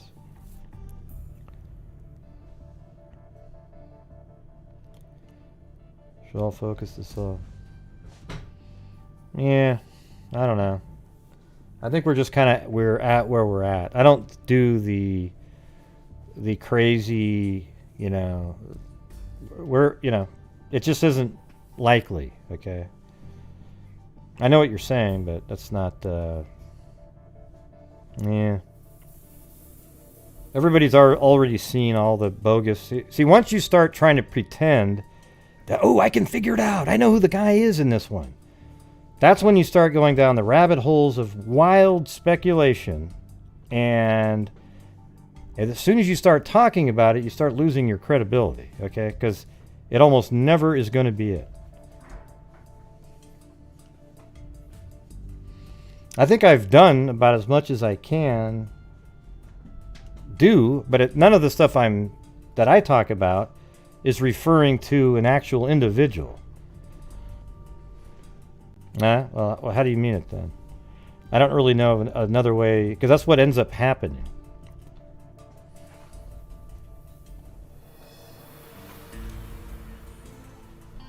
That's total garbage, Pecky the Pigeon. See, here's what's ridiculous, is this idiot Pecky the Pigeon right here actually believes that moron UAP research that took a audio and says he back engineered the part that the FBI hid from us. And it's just nothing better than EVP reading bullcrap where you hear a bunch of sounds and pretend you're saying something else.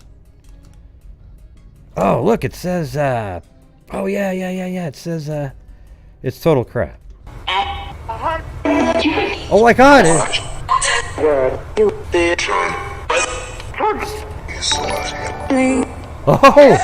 Oh, look at that! No, it's complete garbage, you idiot, Pecky. See, the fact that you actually think that that's real means that your brain is an embarrassment to mankind, okay? Yeah. Anybody that's going over there that think that is real stuff means that you got to go get your brain fixed. Nobody needs to go check out any of those videos. They are absolute garbage, okay? Yeah.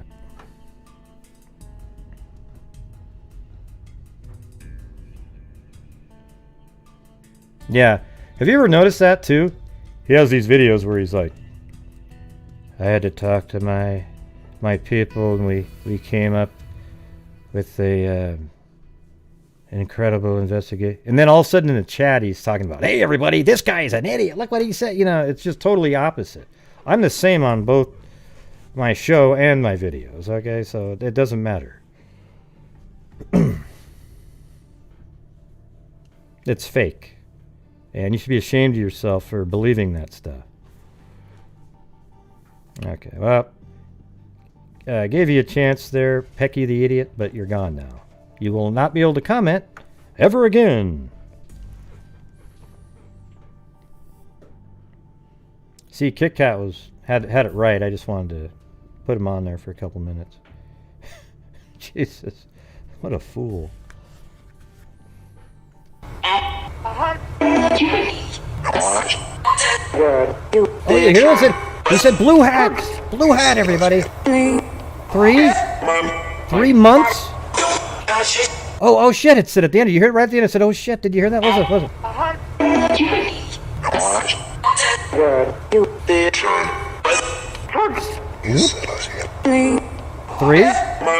Three months? Ah shit, you hear it? It was ah shit, but it was an Asian guy though. Hey, thanks, Night Watch.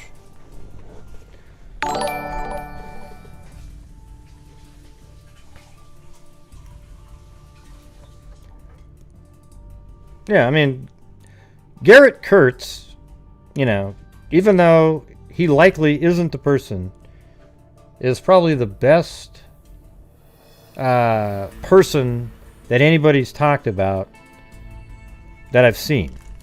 And maybe the guy that you had the IUD as a necklace ornament. That guy was Paul Edders, or what's his name? Paul Edders, I think. Yeah, that guy was pretty interesting as well. All right, but some of these other ones that people just keep trying to, Thomas Bruce over and over and over again. I mean,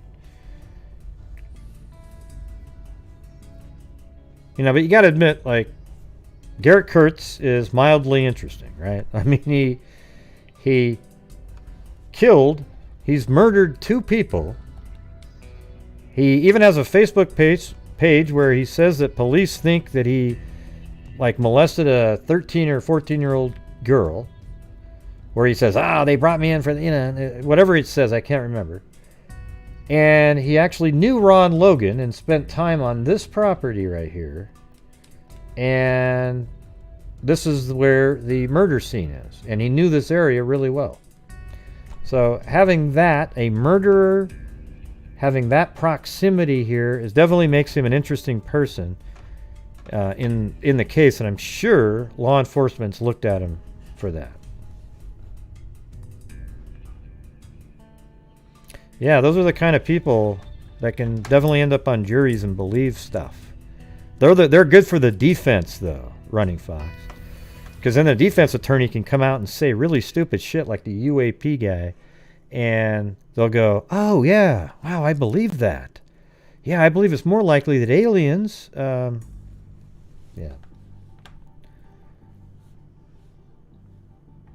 Anyways, I'm going to just go get something to drink here. Not liquor, but some kind of Gatorade of some kind.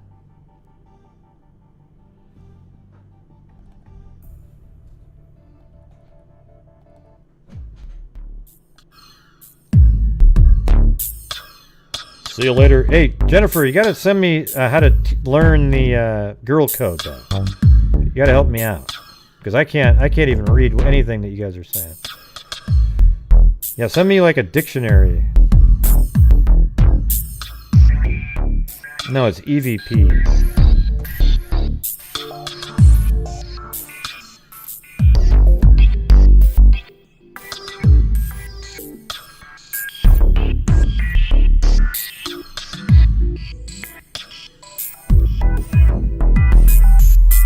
Yeah, I think you guys need to start sending me messages on how to decipher.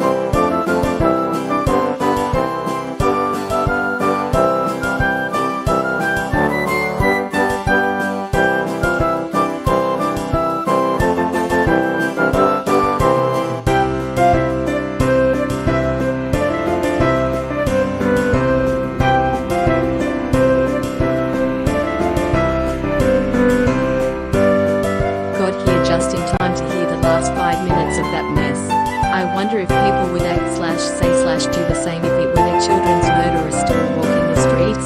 Hashtag pigeons are street trash.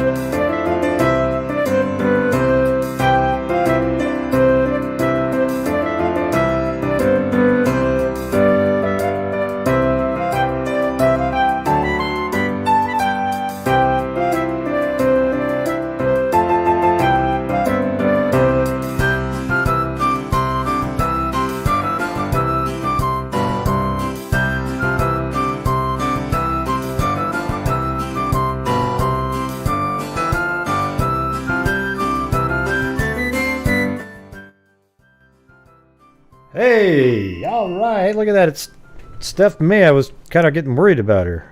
What'd you say? Got here just in time to hear the last 5 minutes of that mess. I wonder if people would do the same. I sent you an email, Steph. I don't know if you got it or not. 2 of them. I was trying to see if you were okay. Yeah. Well, thank you. She doesn't like the cat eye music.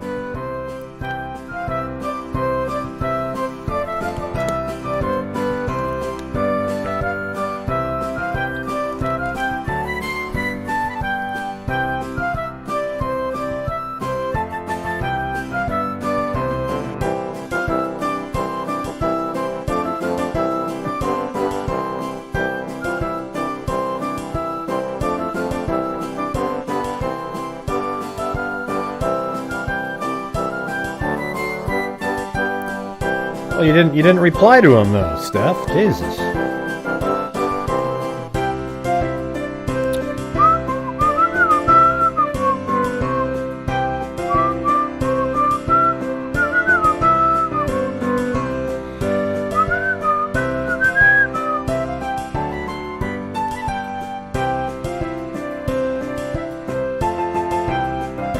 I was wondering if you had to go to the hospital. Man, that sucks.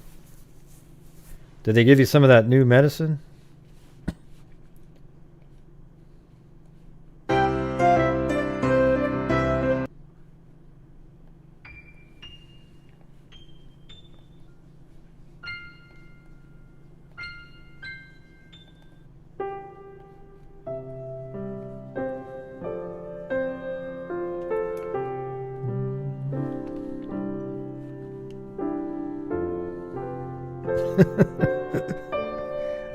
You guys gotta see my white hair on my head.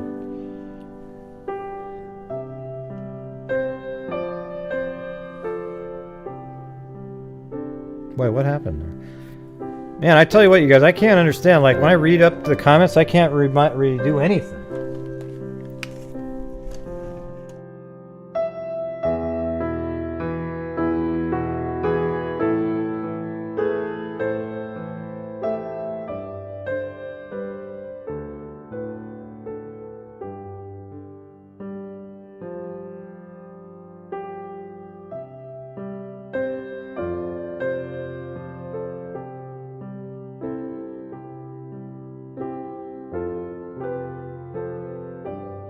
I do have white hair though.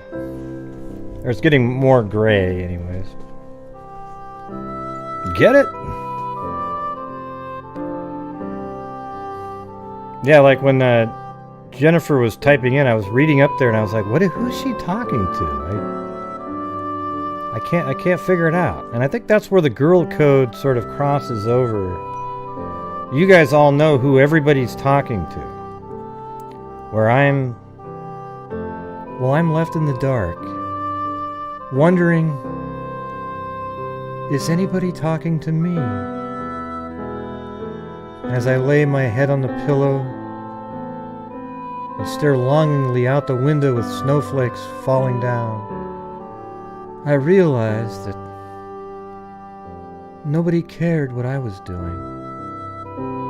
Woe is me, woe is me. Is that pretty good?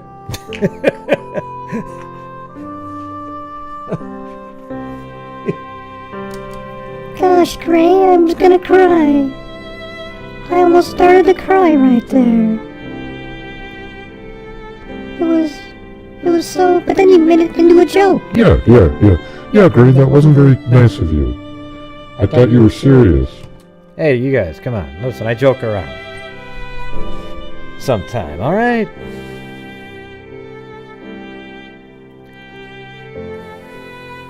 Yep, tonight's call-in night.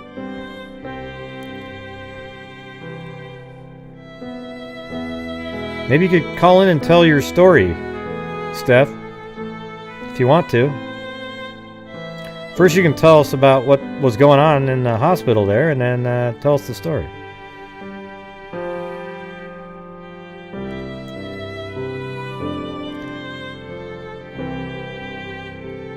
Man, such a beautiful song.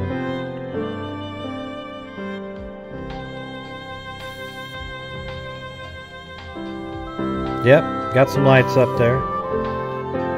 I'll probably play them. I'm gonna fly a drone around there. It's been too windy though. Hey man, you're ruining me and Cuba's tender moment by the fire.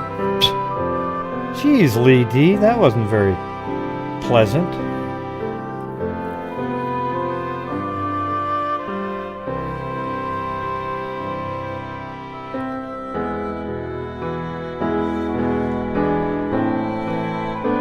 Oh yeah, this is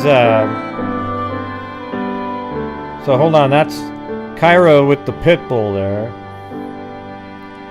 And there's the other one. So it looks like it was the sweater makes it peaceful, okay? Right, Rebecca? There it is, just walking around.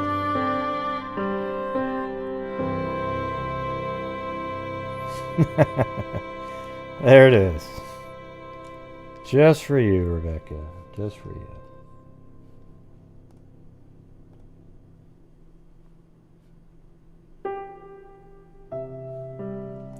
Dun, dun, dun, dun.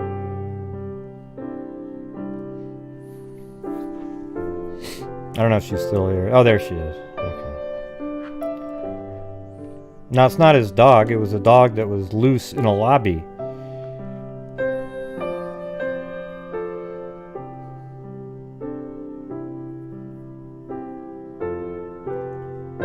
Well, I don't have him available to show right this minute.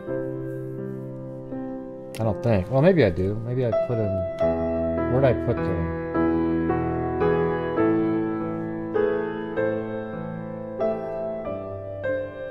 Oh yeah, here it is.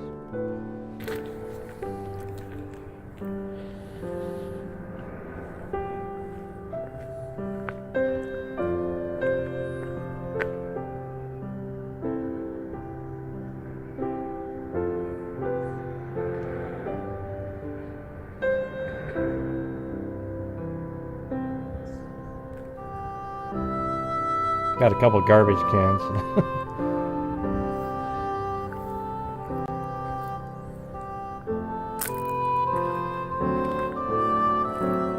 It does feel kind of cool when you're in the middle of it, you know.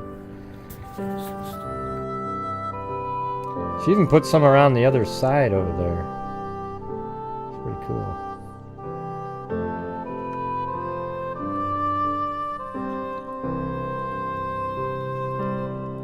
Oh boy. There's Lee D. She got the pills and the drink.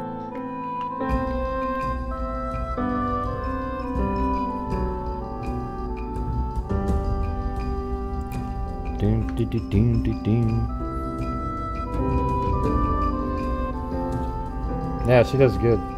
I don't do a damn thing. Cool. We used to Tons of argue, loves, so so's. I just said, you do it. I help her with a ladder here and there, but that's about it. Oh, well, thanks.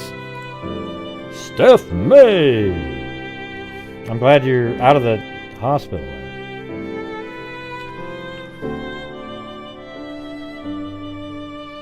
But yes, you guys can call in about anything. I got the, well, her.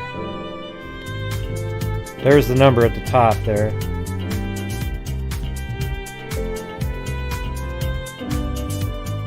Thank you. The Gray's electric bill. That is beautiful.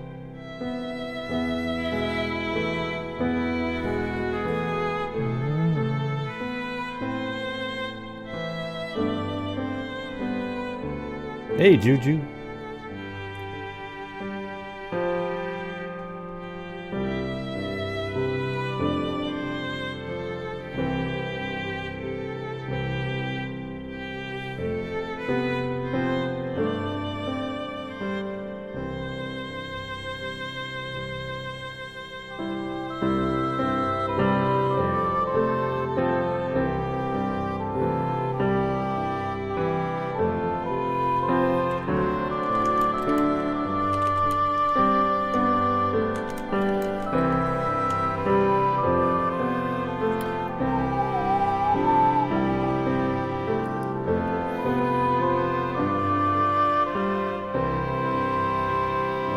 Yeah, good job, Billy Boy Blue.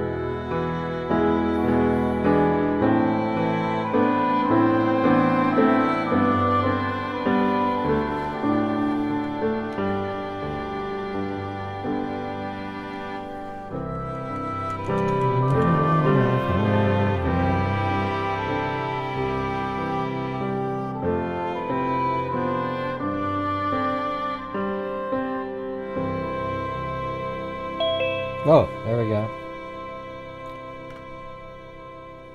770. You have to unmute yourself. 770. It's Layla again. Oh, it's Layla again. Yep, what's going on? Okay. So here's what I was thinking. You know, I was talking a minute ago about Delphi. And then when I was writing about it, the crazy pigeon flew in and flew the coop. The what? Oh, you mean that weirdo person? Yeah, that one. Yeah, when we were, hi guys. Remember we were writing about it and then that crazy pigeon person flew in. Yeah. And then I think Rebel Rose or somebody took care of her. Thanks. Okay, well, here's what I was thinking. No, I don't follow everybody that deals with Delphi. Because most of the people that come up with theories about Delphi don't have the facts. Yeah. Most of the people that deal with Delphi just go and go on these wild tangents. I don't even know who that person was referring to. I don't even know who UVA or UAV or SUV is. Yeah, I've seen it. Because somebody goes, what do you think of this, Gray? Okay, And I well, just went, this is total trash. Okay. Well, I don't even care. My but Pete anyway. still loves listening to your show. What I do think is important is there's a podcast called The Prosecutors. Have you ever heard of it? No. Okay. Well, it's two attorneys, and they're actually really good, and they break things down systematically. And one of the things they said is that people are trying to focus on the wrong things when they try to solve that. And they said that, you know, they do this for a living. You know, they prosecute for a living. Right. And they said that one of the things they believe is that with people trying to focus... Now, is this a podcast or a YouTube thing? They have both. They have a podcast. Okay, well, I don't like to do Podcast. I don't like to do the thing where people start going over, you know, because we just do my channel. See, the problem is on YouTube is like you develop a community, and then all of a sudden people go over to another one, and then they go over there, and they, you know, like those idiots that showed up the profiling, you know, whatever the hell they're called, and everyone's like, oh yeah, wow, they're the greatest thing in the world, and it really just takes away from the other channels that are trying to do good work. Because they end up going over there and supporting them and that kind of thing. So they don't have a video. Their YouTube thing is just their podcast. Right. So really, they just have the podcast. Right. But what's interesting about their podcast is the way they approach things from a legal perspective. Yeah, well, but the thing is, you know, I mean, I understand what you're. I mean, the thing is, I've thought about it many times. Like, I wonder if we could just get all the freaks. And we sit around and we try to approach it in a way that's systematic and logical. But then it's like, haven't we just kind of already done that a lot? Like, okay, you got this many people that live in the town. You know, I don't know if see, look, investigators know what they're doing. Prosecutors just get the information that's given to them by the investigators. Well, they brought some good points up, but anyway, the next thing I wanted to say is, I just listened to a brand new thing by John Douglas about it. Who, John Douglas certainly knows his way around.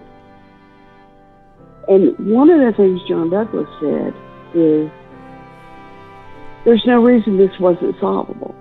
He said, there's good reasons that this was a local person. There's no ifs, ands, or buts about it.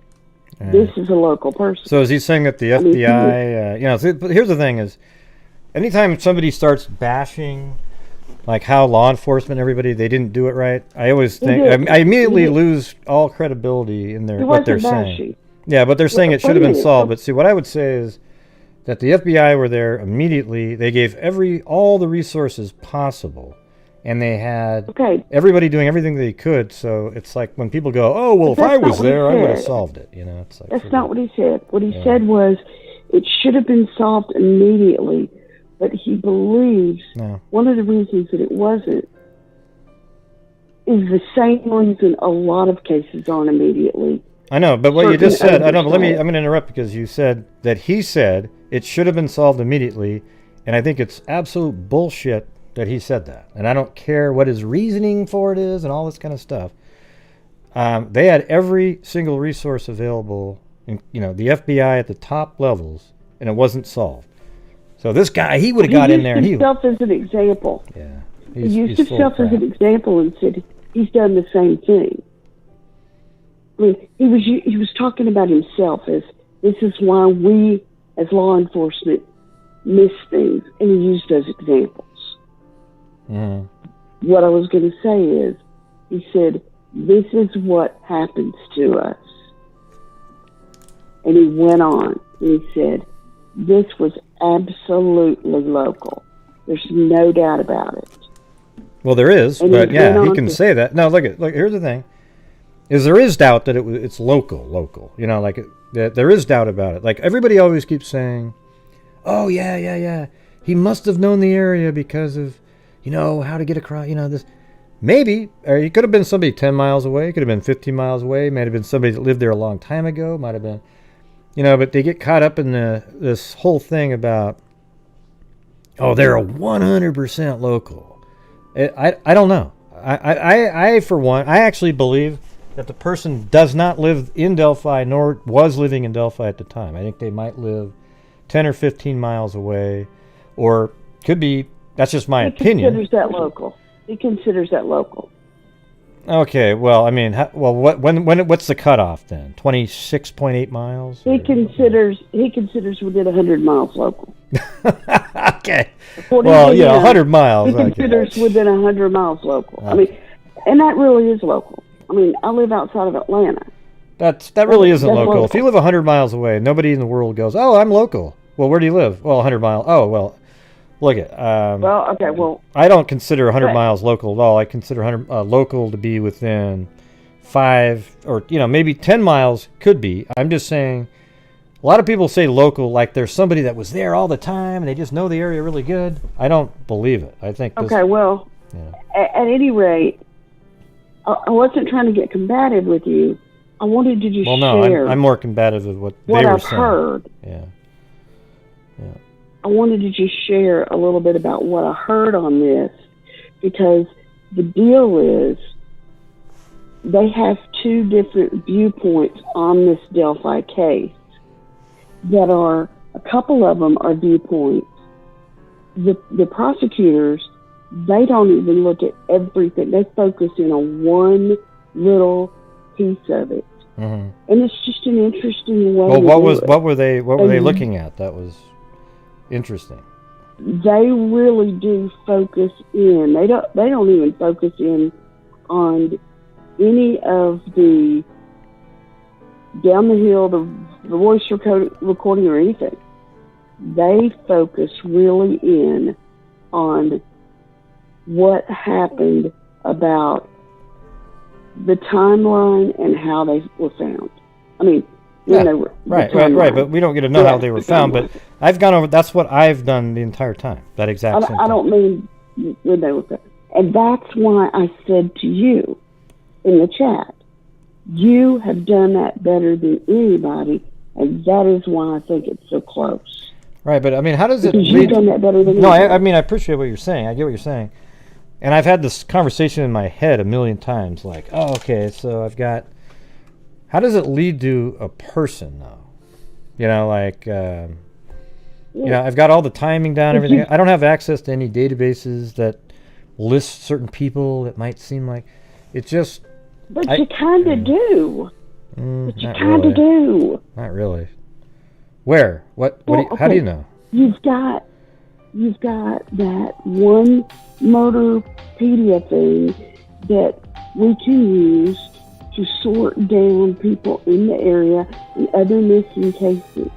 So if you use John Douglas's information and say, okay, Hey, I live in Detroit, but I operate my hold on. local business in the West Indies.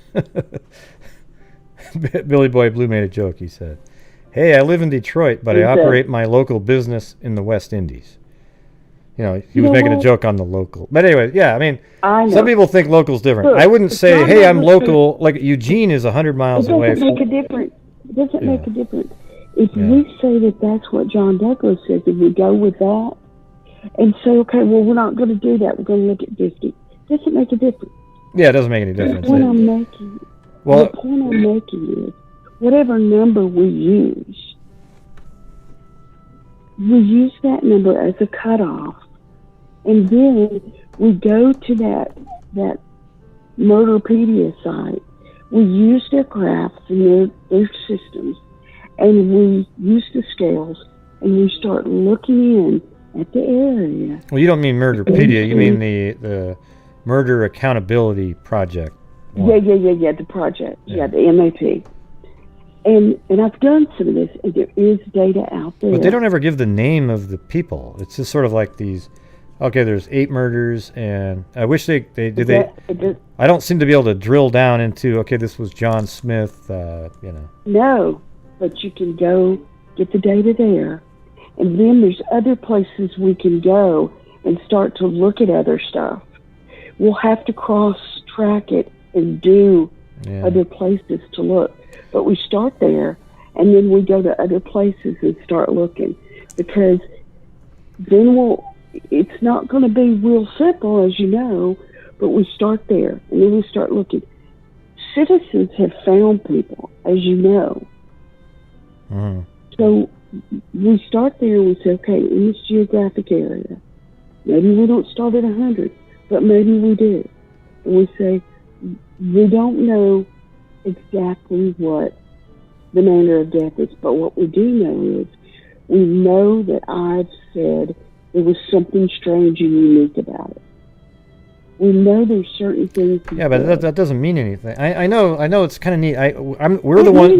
My channel, my podcast is the one that got him to say it was really unusual, and then everybody focuses in on the other podcast when it said something like what did it say? It said something about there was signatures. You know.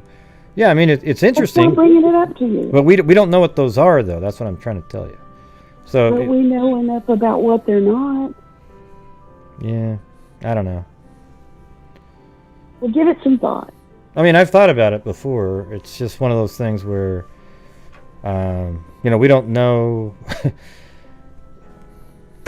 I don't know. I mean, you don't think like the FBI. The FBI has a database that makes what we've got look like crap.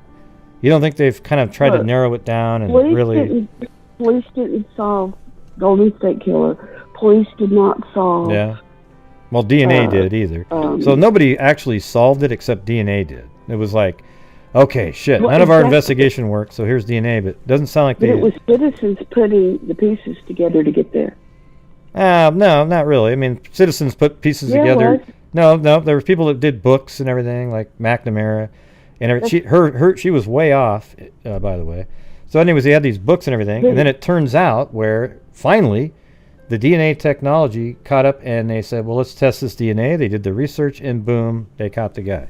None of the stuff that... But it was people putting together that this one was this same person, and this one was this same person. This was... Right, based on DNA. Right. Will tell you that it was that. Yeah, because of DNA. He compared, I think it was with when Paul Holes was working on it, they were able to determine that the East Area Rapist and the Visalia Ransacker or something like that were the same people. Or when he was a rapist and then he became a murderer, they were able to compare those and realize it was the same person. But I mean, they were doing that with DNA. It took until DNA for them to even link those series of crimes together. Then The case was solved because somebody was able to send the DNA into the genealogy, research area, and they were able to determine who he was. He was just going to live the rest of his life. I mean, I'm not saying that that's what, there might be a different way to do it in this case. Well, I think it would, another thing. Like I'm kind of the only one that feels this way. So. No, I actually had the same. I'm reading the chat. I'm reading the chats, and kind of everybody's kind of saying, "Well, it looks like only DNA will be the one to do it." So. The DNA, the what? What'd you say? Yeah, it looks like people are reading. I mean, it looks like everybody's kind of feeling that way too. So. Which way? My way or which way? Like, I don't know what you're saying. You're sounding really down all of a sudden. You just need to. No, I just kind of believe that. I kind of believe that it can be done. I mean, I just kind of believe it can be done, but. Well, you shouldn't be reading the chat, because when you're reading the chat, it's sort of, just go with what you want to say, not the chat.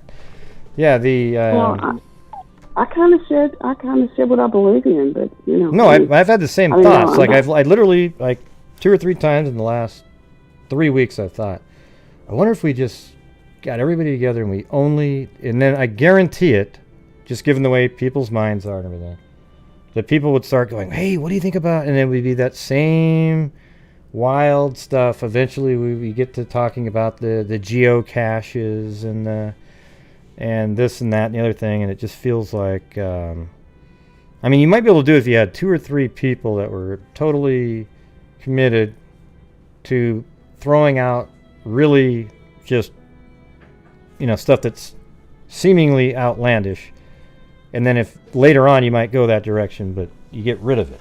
It might be tough to do, with a whole group of people. Yeah, I mean, everybody likes that. The whole group can't. Yeah. Everybody can't, and everybody won't. Everybody won't. Everybody is not going to be on board with it. You're just going to have a subset of people that say, hey, yeah, I'm in. I want to do this. I want to focus on this. And that's why you set up a subgroup of people that say, hey, I'm in for this. I want to focus on the murder map. But, whatever.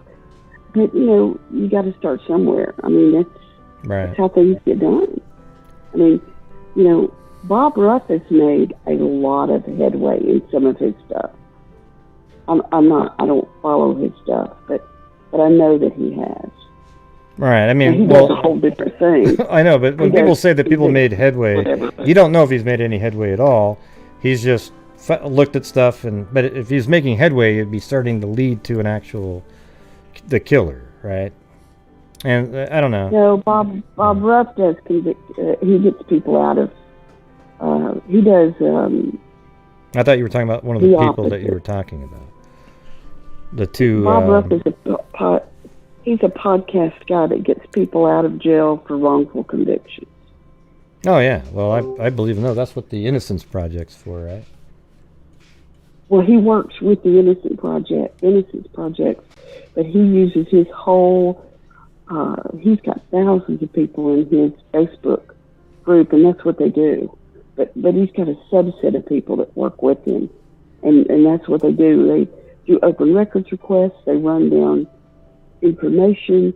He's got people in the local areas that go do stuff. I mean, he's got a large following. See, that's something I would like to have, is people that know how to do the open records requests on different cases. You have that. To get it. You have that. Yeah. You'll have some of that. I don't do any of that. You've got some people. You just have to find the right people in the right circumstances. That's why I'm bringing it up. Because you don't know who in your group knows how to do that. Yeah, well, I know some people know how to do some stuff, because like during the one of the cases, they got all the way to the library and got some crazy. I don't even know how the hell they got this information on the Walter R. Hibbert case. They got a whole bunch of like his record while he was in an insane asylum. It was like, how the hell did you find that? Exactly. Yeah, But I mean, open records requests are, they're not difficult to get. But my point is, it can be done. It's just, I just wanted to bring it up because There's things that can be done to do things towards this case. And, you know, Kelsey's working hard, but Kelsey even admitted in something I listened to the other day that the only thing, they asked her point blank, I think it was on one of those podcasts, what are you doing? She says, I'm not working on it at all. She said, all I'm doing is keeping it out in the media. Yeah. She said, that's all I can do is keep it in the limelight. Yeah. That's about. She said, people think I'm working it. I'm not. She said, I don't even know what happened to them. Right. So, you know, it's just, that's my only thought, is that, you know, yeah, everybody trusts that law enforcement's doing anything, and I do too. I don't think that they're doing anything wrong. I think law enforcement wants to solve more than anybody. Well, I think what that comment you said that the guy made, I think is ludicrous to say, oh, it should have been solved right away. It's a local guy. They've always thought it was a local person. They tested the entire, you know, do you know that they tested almost every single person in the towns for DNA? I mean, it's like, no, you know. He didn't know that either. He didn't say that. Well, yeah, he didn't know. He just made a blanket judgment about, oh, they should have solved it right away. I'm not knocking them. Oh, of course you're not. You're not knocking. Yeah, you know that sounds like. I'm talking about what he's saying, not what you're saying. So don't get. I think it's really lame when somebody says, I'm not knocking him, but man, they should have solved it. Well, that means you literally are knocking him into oblivion. You know, He said, when you have a case like that, if it's not solved within blah blah blah, they should have solved it then because it's exponentially blah blah blah blah blah harder to solve. You know. Well, he shouldn't use the word should have anything. He should just say, it's unfortunate that it wasn't solved then because then it gets harder. That's just not. Yeah, because it says should have done anything. He doesn't have a clue what they had to work with. That guy that's talking. He's just sort of going, well, if, you know, he wants you to believe that if it was him, oh boy, he would have had it all buttoned up and solved right away. That's what he wants you to believe. Well, he's John Douglas. He says that about everything. Yeah, well, then he's, you know, he might be some famous dude, but I think it's stupid that he would say something like that. Okay. You know, I mean, he's got like one of the best softwares. Oh boy, they should have just called him right away. Hey, everybody in the country, call him up immediately, and your cases will all be solved. There will be no cold cases. Yeah. He didn't even know anything about it when they asked him. He's like, no, I'd never heard about it. Right, and then he has all this judgment, though. I mean, see, that's the thing. Yeah, well, they called him. They called him in to look at it after the fact, I guess. But anyway, okay, so. Anyway, that's all I wanted to say. I just wanted to say that, you know. No, I mean, I think it's cool. I mean, you know, it's neat that those two attorneys do it kind of similarly. Just what went on that day. You know, I like that because that's all there really is. You know, it's hard to, you know, you got all these people that invent stuff. They did stay away from that, and they were very, very adamant about.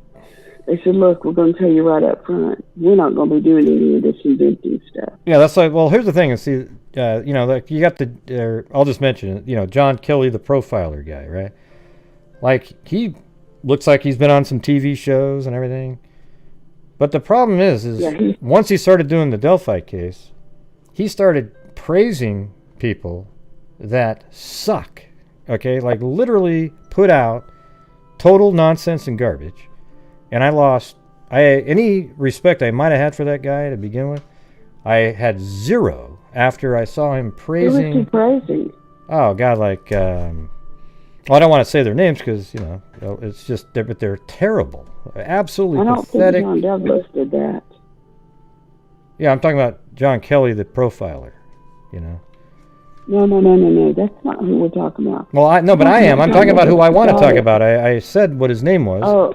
I said his name. Okay, well, yeah. And I said, you know, he's a profiler guy. And he is... I don't know who he is. Yeah, he's been on television, all this kind of stuff. And he's over there praising people that are just ludicrous YouTubers. I mean, almost an embarrassment. And one time he mentioned my name, and I was ashamed that I got lumped in with those other people. Okay, so I never watched that guy again. I never even. Okay, he might have had something, but I lost in my head. He lost credibility to me because of who he was trying to build up and praise. Okay, I've never even heard of him. Who is he? He's just, I don't know, some guy. Yeah. He's been on shows. I've seen him on IDTV and all this kind of crap. He has okay. I've never heard of him. Yeah, John Douglas is the guy that started the profiling for the FBI. Yeah, no, he's probably... That's the guy I'm talking about. Yeah, I just think he should be a little bit more careful if he's literally saying the same phraseology that you're using, like, well, it should have been solved right away. Well, let me just finish sentences. You always kind of... if he actually said, they should have solved this early on, then I think he is way outstepping what he even knows about it and just shouldn't be saying that kind of stuff. He should just point out what he would have done and assumed that they did that and it didn't work, and he can maybe talk about why it wasn't solved instead of trying to pretend that, gosh, if I was in there, boy, I would have, it's just, I hate that shit, You got a lot of people that think that way. No, I'm paraphrasing. I mean, obviously, I don't know what he said verbatim, but at any rate, I was just kind of, letting you know, I mean, he's good at what he does. No, yeah, obviously he's good at it. I mean, yeah, exactly what he said. But anyway, I just want to throw that out, that I thought that was something that, because you know more about this, the timeline and all of that. That's what I wanted to throw out, because I just think, I mean, it's not a bad idea. A handful idea. Of people, a team of people. I just think it, there could be some things, because there is going to come a point where what's going to happen is, after a period of time, there's going to be hardly any investigators left to work this case. It's a matter of money. It's a matter of reality. It's going to happen if it's not solved. Yeah. Well, it's not a bad idea. Look, it's just it's one of those things where, we don't know. I mean, I guess you could try to find something that has a similar MO or whatever, but it's not. Maybe this guy that's what I did on his own one. I did. I looked for it. Right. Yeah. There's a couple things out there. Be surprised to know how close I mean, they there's are. there's one. The Lyric and Elizabeth has a similar. They've talked back and forth many times. Yeah, there's a couple though that. Yeah, but you got to what years? Like recent years? Because if they think the guy could be 18, how could he have? Since 2013, there's a couple not so far away. Yeah. Have a holly jolly Christmas, and in case you didn't know, So, say hello to friends you now and anyway, everyone you meet. Thanks, Billy Boy Blue. We just have to kind of look at it. Yeah. And see what you think. Right. I had to play around with the data and look at it to get it to match up with, because we don't really know what a person's age range would really be, because you can't limit it so much on the age range, because you don't know. Because somebody might have went there looking for somebody older, and they might have victims that were older the previous time. Also got to look for somebody after their death. Yeah. I don't know. See, Juju Positive thinks it's this one guy, this red wine guy. Everybody always thinks, yeah. See, I think it's stupid that people go out and make a video on somebody, like, oh yeah, look at what he said here, so therefore I'm going to make a video. I'm going to make a video if I'm really sure, like, oh wow. I just let me show you here. These people put out videos because they want views. Not one of these people making videos actually has a really, like, wow, I think this is the guy. They just say it over and over again. Yeah, they do. Yeah, what's that? June said many retired detectives stay on a case officially or not. Yeah, I don't mean like they'll retire. I don't even know what you said. What did you is- say? I didn't even know what you said. Gene Fish said many retired detectives will stay on the case officially or not. I don't even mean when they're retiring. I just mean budgets will run out and they'll have to move on to something else. Yeah. Who are you talking about, Railgun? Are you talking about Robert Ives? He doesn't need... No, he's not there now. I know the case. You don't need to fill me in. I'm saying, he said, I wish they'd give the old DA a couple of shots and interview him again. I think he's talking about Robert Ives. Yeah, well, he doesn't know why do you want to give him he saw the crime scene. He was there. He did everything like that.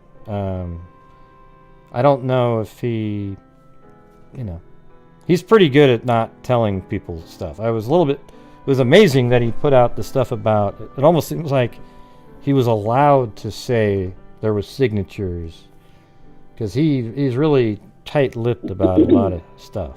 Like, I've tried talking, I message him on Facebook. I've talked to him a few times, and he won't really say anything.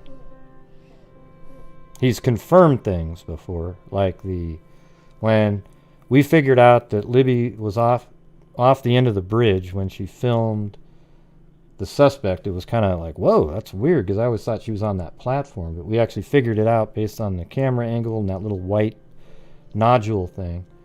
And I asked him, I go, so was she off the end of the bridge? And then his response was, assume Libby was off the end of the bridge.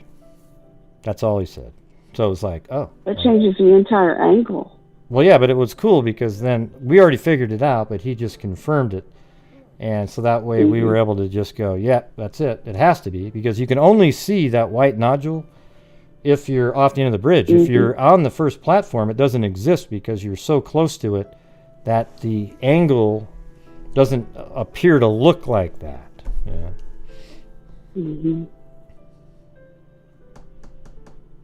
Yeah. Well, one of the things too, I think, is that someone. That's okay. Well, listen, hold on. I know you guys are talking about red wine. It's okay. I just don't want you to think when you sent me stuff on red wine, you go, yeah, I've sent it to everybody. Only one person did it. Well, I'm not going to cover something if it isn't like a totally legit, like, whoa, this has to be the person. Okay. I'm just not going to do it. So. The other thing is too that, looking at the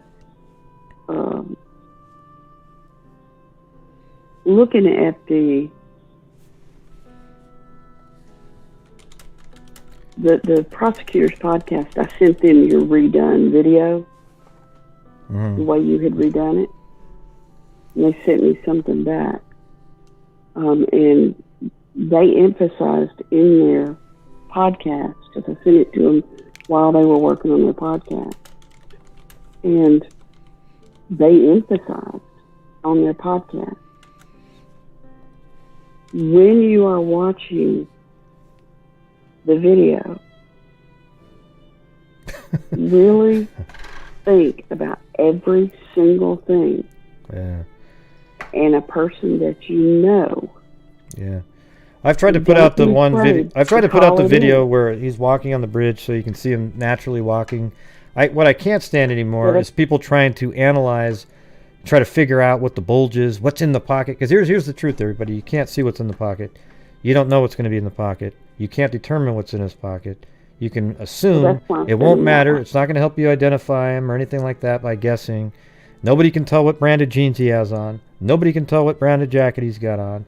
We still don't even know exactly what's on his head. Is it a hat with a hoodie over the top of it? We just don't know for 100%. We don't know what brand of shoes he has on. What we do have is a video of him walking and his voice. So if anybody out there recognizes that, that'd be great. But the over-analysis of the video itself. All I did was produce a video that's easier to see the way he moves. Okay, that's what I did, because I knew that that's something that's useful. But sitting there zooming in on his face, putting coloring on it, and saying, look at that!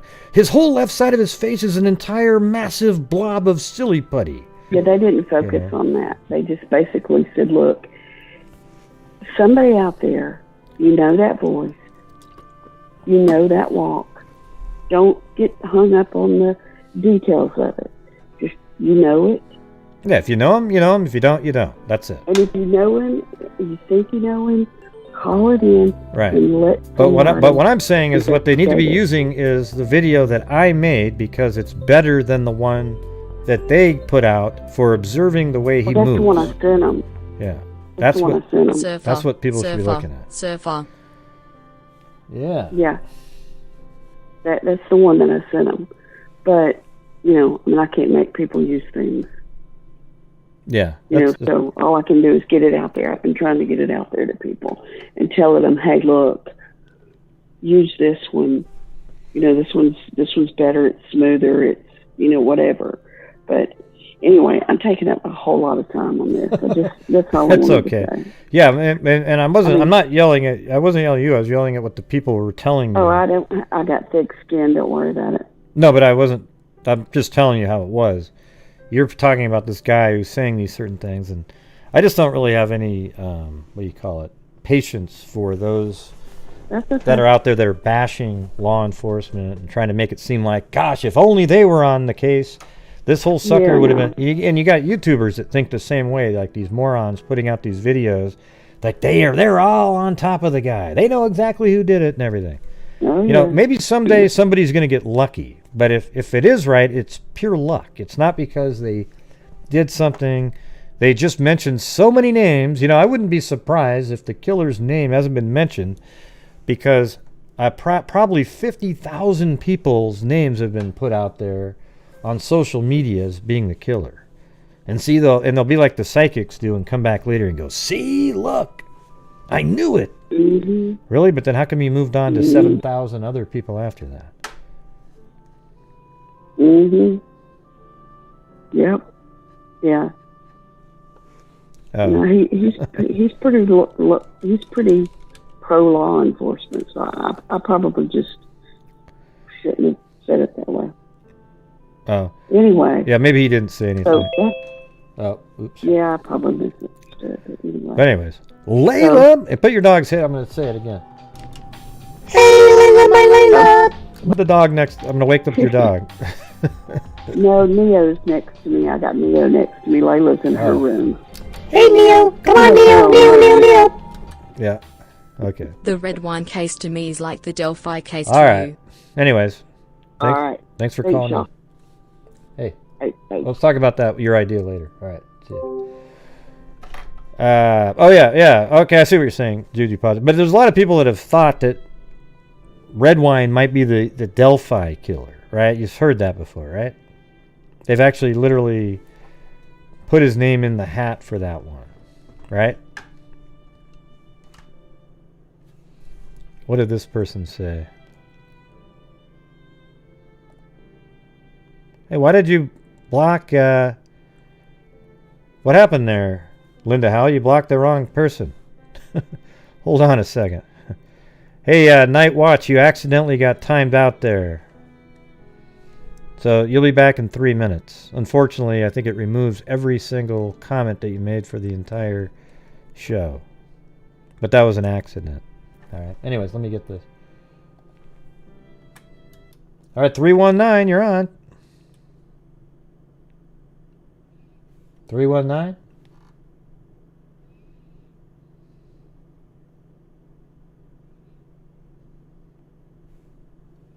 Hello.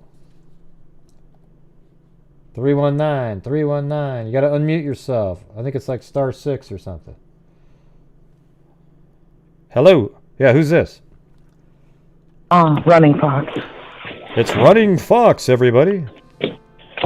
Trying to get out the door so I can talk. Okay. All right. I'm sorry. I was trying not to interrupt Layla. Well, no, you can just call in and you're just on hold, you know. Oh, okay. Yeah. Now I know. Yep. Okay, so I had two comments to make. One was that this red wine thing. I barely remember the case. I only saw one video on it ever. I slightly remembered the details, and people were commenting that they felt it might be similar to Delphi, just in that law enforcement knew, quote quote, knew that it was. What are you doing? Can you just? What are you doing to arrest him? Hey, can you just like sit down and like be in one spot and like it's really loud and things are clanging and bashing around. Sorry. This isn't one of those panel shows where you look up and somebody's over there cooking in the kitchen, the other one over there is doing this, and now they're all just. All right, I just need to be able to. So, what do you think about the red wine guy? Why do you think that he's somebody that might have something to do with it? It wasn't his own kid, the one that he killed? See, I barely remember the case. I'm just saying that one commenter in the chat was just saying that they felt the similarity was possibly in that law enforcement knew in the red wine case, quote, quote, knew. I don't know how they're saying they knew, but that law enforcement knew for a long time, and it took something like 4 years for them to go out and arrest him. Oh, okay. And I said, well, maybe it took that long to gather enough evidence to take him to trial or something like that. And then I jumped off the chat to dial you, so I didn't see if LM, I think, was the commenter, whether she responded or not to that question of mine or comment of mine. But yeah, I barely remember that case, and sometimes I'm 50-50 on it. I think Delphi, law enforcement, sometimes I tell myself, well, I bet they know. I bet they kind of got one guy that they really almost totally know it's him, and they're just waiting for that one person, that one piece of evidence to come and say, oh, well, here's how my husband or coworker or father acted that night, and here's a little evidence of what I saw or heard or whatever, right? And then half the time I'm like, oh, gosh, I don't think they know much more than what they've released to us. I mean, obviously, they do. They know a lot more. But, I mean, as in pieces of evidence that could take someone and arrest them and take them to trial and win. So I'm just 50-50 on that all the time. Yeah. Hey, hold on a second.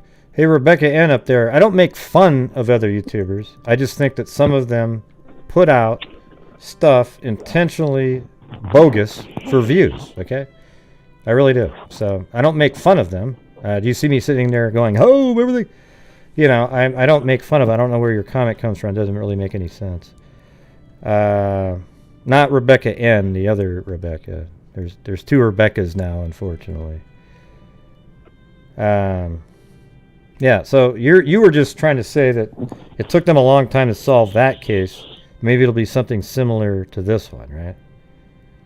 Well, a commenter in the chat was saying they felt Delphi is similar in that law enforcement knows who it is and that they're just waiting for that one piece or whatever. Or they're waiting a long time to arrest because they're gathering whatever evidence. Like they know for sure who it is, and it's just taking several years. Well, I don't know. I mean, that's just a subjective, subjunctive sort of a, we don't know, so why discuss it kind of. But, we discuss every point, so. My other point was you directly. That John Kelly guy, I have always just known he's an actor. Oh yeah, yeah. I don't know. I mean, I've seen him on these shows. He seems like. So Michelle tonight, who told me he's not even FBI, and he came clean that he's not. He was never FBI. Yeah, is that true? I don't know. I think he was something like a behavior. I don't even know, but. Sometimes what people claim he isn't what he is officially.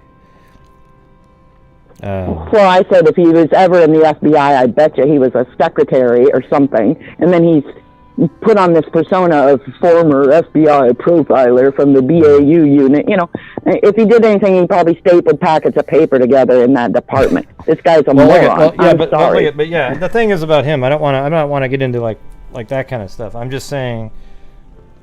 I remember how he just totally was like so into these people that have put out absolute garbage. Junk.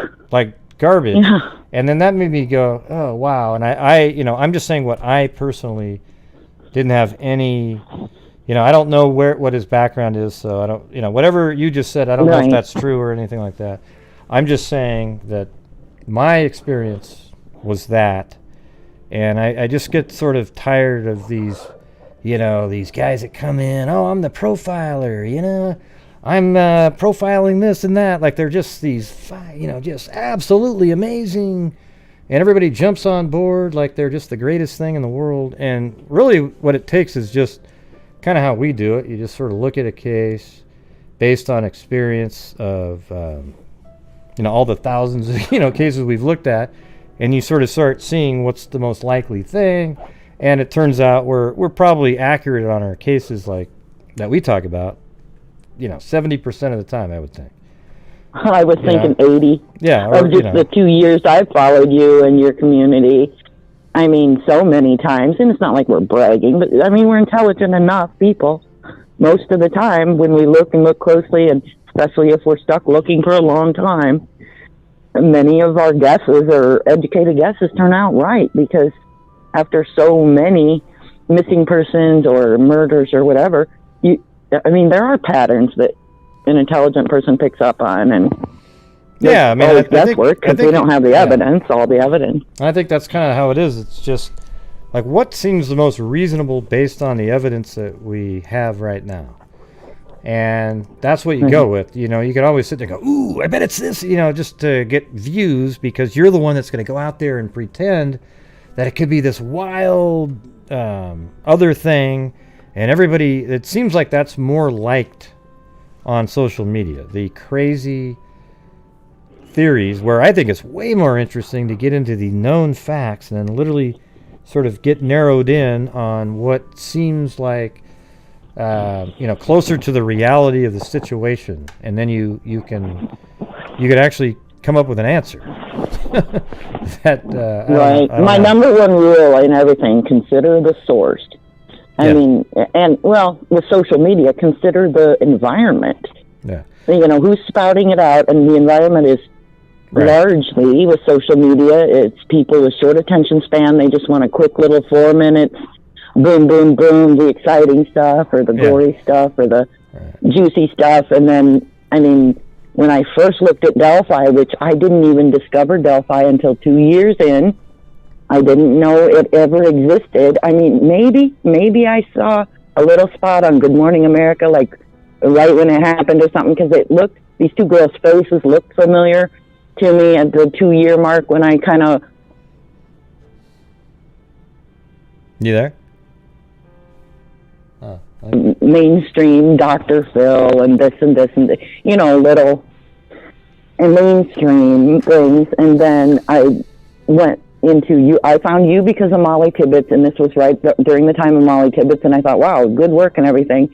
So I went back, saw this Delphi thing, watched one of yours, then looked at a handful of mainstream junk on that, and then came back and listened to what you had. And right around that time, you were having Mike and Becky on. So I listened that night, and I was like, okay, so it's a real case, it's a real crime, let's see. I went and watched everything you had done on it, your flow videos, and of course, then I was watching the handful of others that were actually doing Delphi. And there's several serious ones, or they're being as serious as they can, and then there's the garbage. Oh my goodness. Yeah, you've been around for a long time. I won't name names, but so much sensational tabloid stuff. Yeah, I will say, the John Kelly guy seems like he's a nice person. Okay, I'm just trying to tell you, all I was trying to say was that I didn't understand him praising these people, even though he praised me at the same time, but he lumped me in with these people that you just go, wow. Now, don't go, whoa, you just think you're so... No, it's not that. It's just that there's people out there that have put out absolute trash videos, and you'd like to think that you're considered different than they are, and then when somebody lumps you with them, you wonder about their own perception, because you're literally thinking that. So that's kind of where I'm coming from there. Okay. Right. Yeah. like, yeah, I don't know his role exactly either. It seems to me he's an entertainer of some sort, or an actor, sort of, and he reminds me very much of, maybe I've seen him on Dateline, or, you know, sort of when Dateline runs. Yeah, I've seen him on like an IDTV. episode about a case, and they bring in their investigator or a consultant, kind of, and they have a big shot from, I don't know, FBI or government, whatever, or even the police force that handled the case. And it seems to me almost always on those mainstream shows, it's a spokesperson. Yeah, maybe they work in the department, maybe they're familiar with the case, but it's almost never, you know, a cop, you know, that does the street beat, a real detective that really knows every detail of that case. It's usually, they know 5 or 6 big talking points on a case, and they throw out whatever, you know, a theory or two, or they talk against the family, or they talk against whatever bad guy, husband, or whoever's the bad guy in the story. And they don't give you much anything depth, anything deeper than it's just a spokesman or a secretary to go out and say those talking points. It doesn't feel like and maybe that's because that's just the way it's done. Yeah. They don't give us anything deep or anything, especially cases that aren't solved yet. They're not going to give you anything they're not allowed to give you. Yeah. Well, what I'm trying to do here, I'm just trying to make a channel. See, my channel, I think, makes a difference regardless if we're solving something, because we donate so much to the crime charities. So no matter how you look at it, we are making a difference. Okay, so then put that aside, I think we also cover true crime in the correct way. Now people go, well, who are you to determine? Well, here's what it is true crime doesn't mean 1 or 2 cases you talk about for your entire existence. Okay, it means that you literally, there are lots of crimes out there that need coverage and exposure, and I think it's sort of like our duty, to put this information out there to try to actually have a difference on that end as well. Like I would say, like the Tina Losser case would be a perfect example here. There's a case out of I think it was Delaware.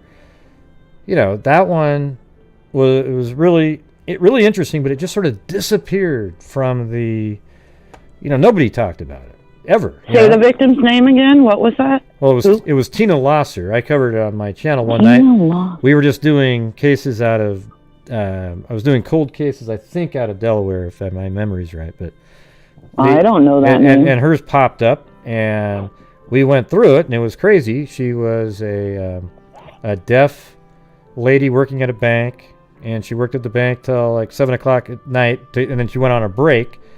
2 friends were supposed to go with her, but they stayed behind. They got called back, so she went by herself, drove to this gas station. But before she got to the gas station, her tire got flat, and she disappeared off the face of the earth. Well, then it turns out later, they found her car sitting there. The tire was slashed, and she actually had made it to the gas station, but that was a one-way street. So the only way her car could have got there would be by somebody else moving it back to that position. Then down this highway, way down the highway, they found a bunch of her checks out on the road. Then they found her body floating in a river wrapped in chains, and she'd stabbed in the back with a few hesitation type stabs. And then her shoes were placed neatly together, cleaned in the middle of a frozen... Hello? Yeah. See, this is what I'm talking about. That sound right there, everybody? That's what you get on the what do you call them? The panels. Sorry. Yeah, so the shoes were out on the middle of this frozen lake, put right next to each other on this little pond. So so that one's crazy. And then I asked Morph if he would do it, so he covered it on his pod. Jesus. Sorry. Oh my God.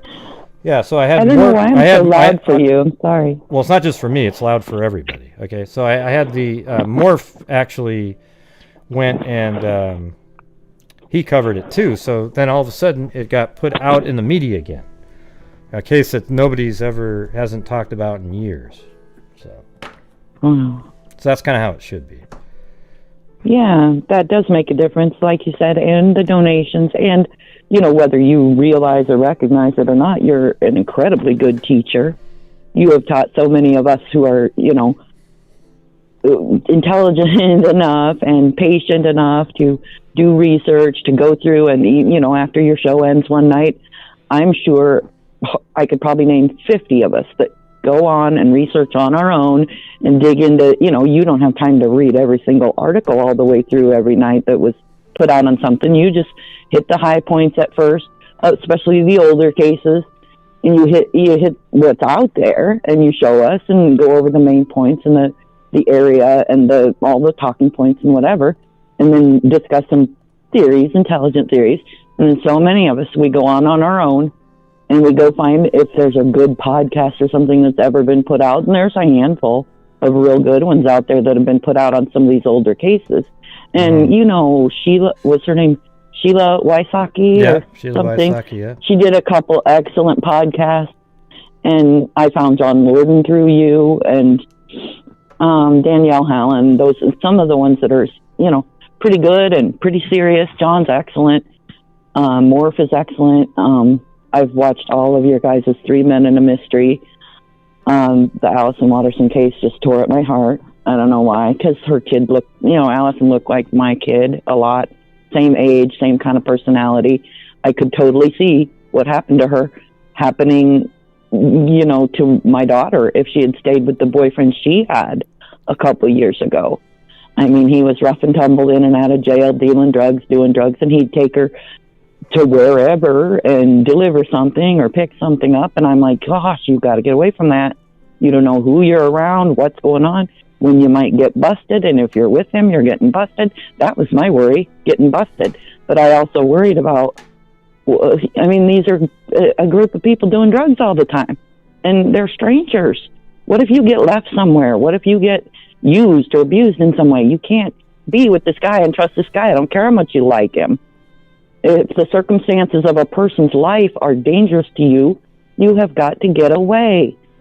You know, and she had that sort of heart like Allison's. Oh, well, he's trying, and I care about him, or I love him, or whatever, and he's trying. Or maybe I can, when you're 20, you think you can change them, or you can love the naughty boyness out of them, and you can't. And I don't know, so that case really got me, and you did another really great job with that series on Allyson.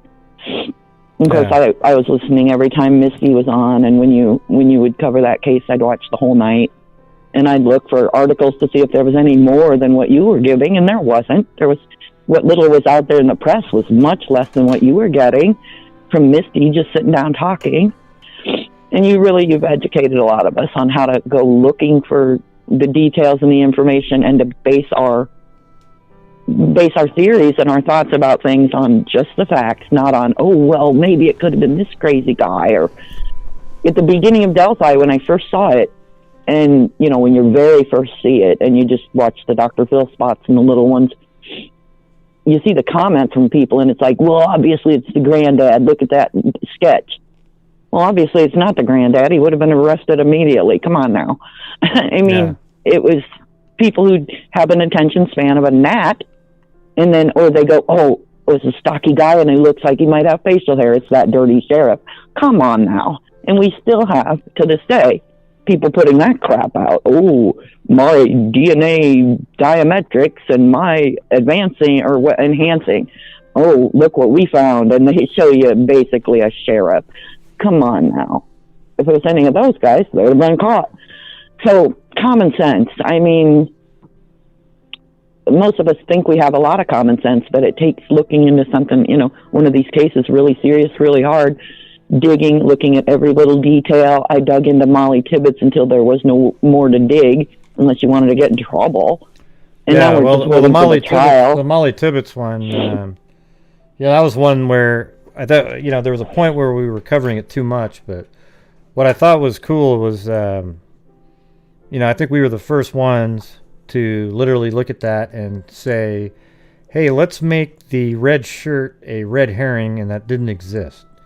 If you take away the red shirt that she apparently, you know, that made a huge difference in the case, and then that's the moment where we said she was probably abducted while jogging. And then it turns out that that's how it ended up, is that she was abducted by Yeah. while jogging. The other ones, it would be like the red shirt made it where she had to be at home and she was abducted. She had to have made it home. Yeah, there was a whole bunch of stuff we like just couldn't that. get her making it home. Yeah. Yeah. And then there was that one little slip in the news where her mom said, well, we thought she was on late at night and was on the computer. Well, maybe just someone she knew had her password or was able to touch something on one of her accounts, or the college checked her account and it made it look like there was activity, or just anything. When you're in college, you're doing assignments online. When a teacher logs in at 11 o'clock some night to read your paper, that's activity on your account. So there could have been a little flag like that happened, and the mom just misspoke or didn't realize. And so we were all trying to put her back at home. Oh, she made it home. Oh, she made it home. And then the red shirt hits right at the same time. Whoa, she made it home and got that shirt for that field trip. Darn it, she didn't. Yeah.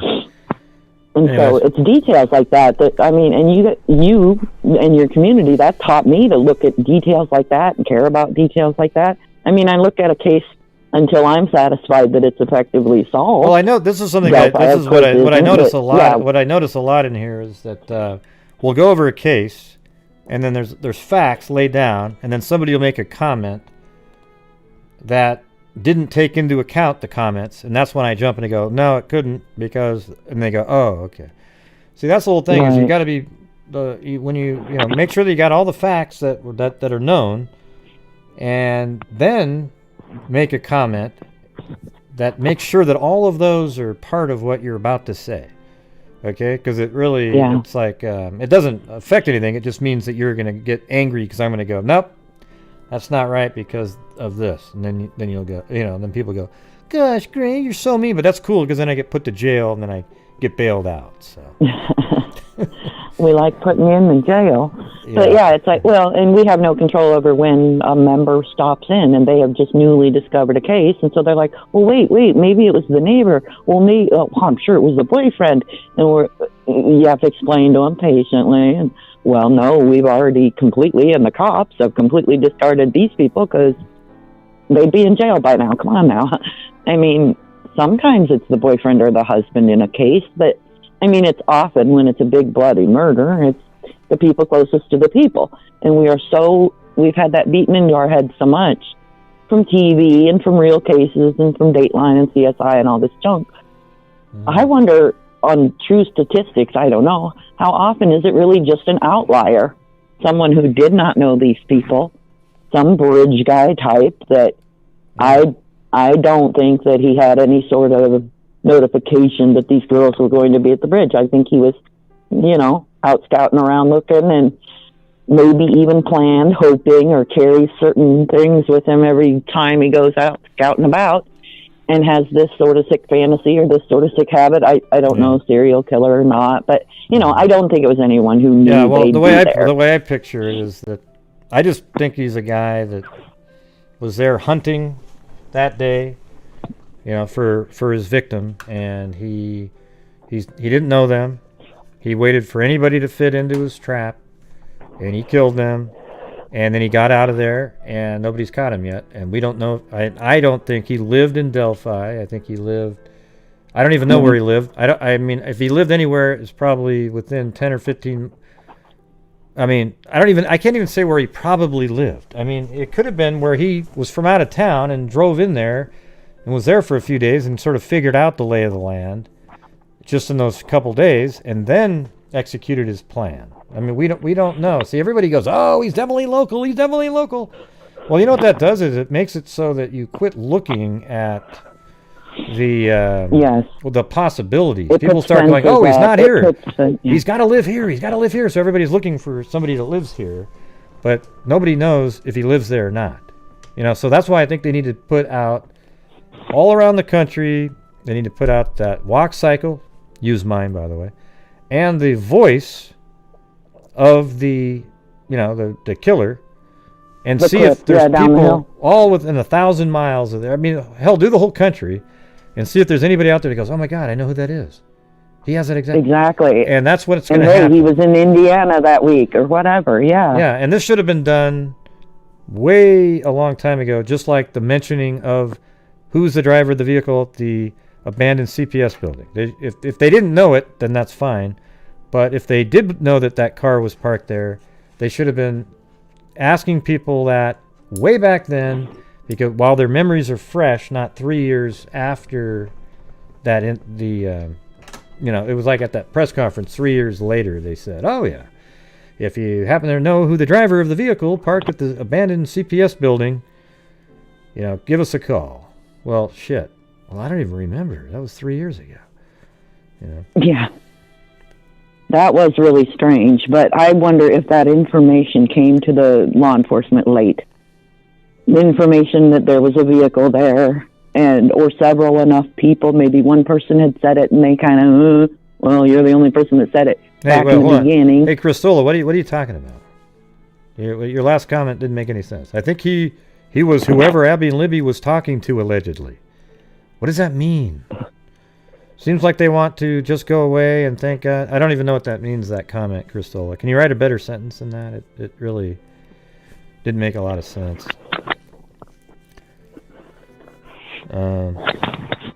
Anyways, all right. Well, that's about it. Now, they weren't talking to anybody on the internet, Christola. So you're watching or listening to the wrong people, unfortunately. There's no... Robert Ives said that they could find no social media connection. If that's changed, I don't know, but you got a lot of people that think the crap that you're typing in, you're just sort of spreading the same nonsense. Anyways, I think I'm gonna, go back and play some music or something. You still there? Running? Yeah. Oh, okay. I am still here. So, right. Yeah, I think I hit my points. Oh, the point about the car. I just wonder if that information came to the police late, and that's why they didn't, maybe so few or only one person ever mentioned seeing a vehicle, way back in the beginning, but maybe 2 or 3 people a couple years later had the guts to say, well, there was a vehicle we saw, but we didn't think it was. And once they had 2 or 3, or something with a camera or something. Mm-hmm.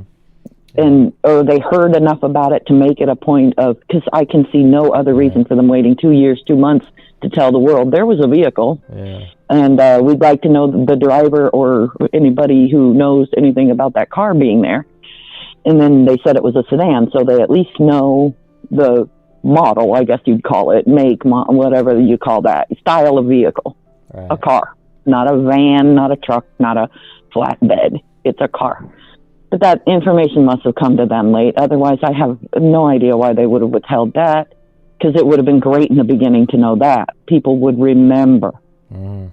It had to have come to the law enforcement late, or enough evidence of it came to them late to know for a fact it was there or something. But yeah, I can get off here because I'm shivering. I'm outside, and I don't have any more to contribute, honestly. Okay. I don't. All right. Well, thanks for calling in. Running Fox. All Okay. Right. Thank you. Bye. Have a great holiday season if I don't talk to you before. Yep, you too. All right, thanks. Bye. Bye. Oh, sorry. There goes Running Fox. Yeah, no, I didn't have them ask. I think it's very rare when people use usually the dummy cameras are the ones inside. Like this one right here would, it's the only one that there was at the building. But no, nobody's going to ask, knock on and say, hey, did you, nobody's going to be doing that. Okay, all we know is there was a security camera on this building facing right towards, it was at an angle about like where it would be like that and about like this. So it definitely would have the CPS right there. And then you also there was one on this building, and I'm sure that was working too, because it's just absolutely where you would want to have a security camera if you own that business. Or you can't see it, sorry. Yeah, this one over here. So, it would be like at this angle. It was just like this. So you'd have it going off like that and about like this. And this is where it was. But of course, you're not going to knock on there. Hey, is this one working or is it a dummy? Nobody does that. All right, just a second. 865, you're on. Hello? Hello, yep, who's this? It's Rebecca N. Rebecca N. How the hell's it going? Yes. Okay, thanks for taking my call. I just had a quick question. I know you're wanting to do something else, but I got a quick question. Oh, yeah? What's that? Yeah. Okay.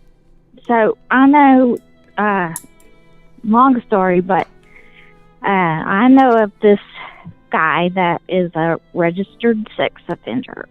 He doesn't live in Indiana, nor does he. Do I know if he's been to Indiana? He is a trucker. But he was caught in a sting operation, I believe, in Florida, trying to get a 12-year-old to have sex with him. And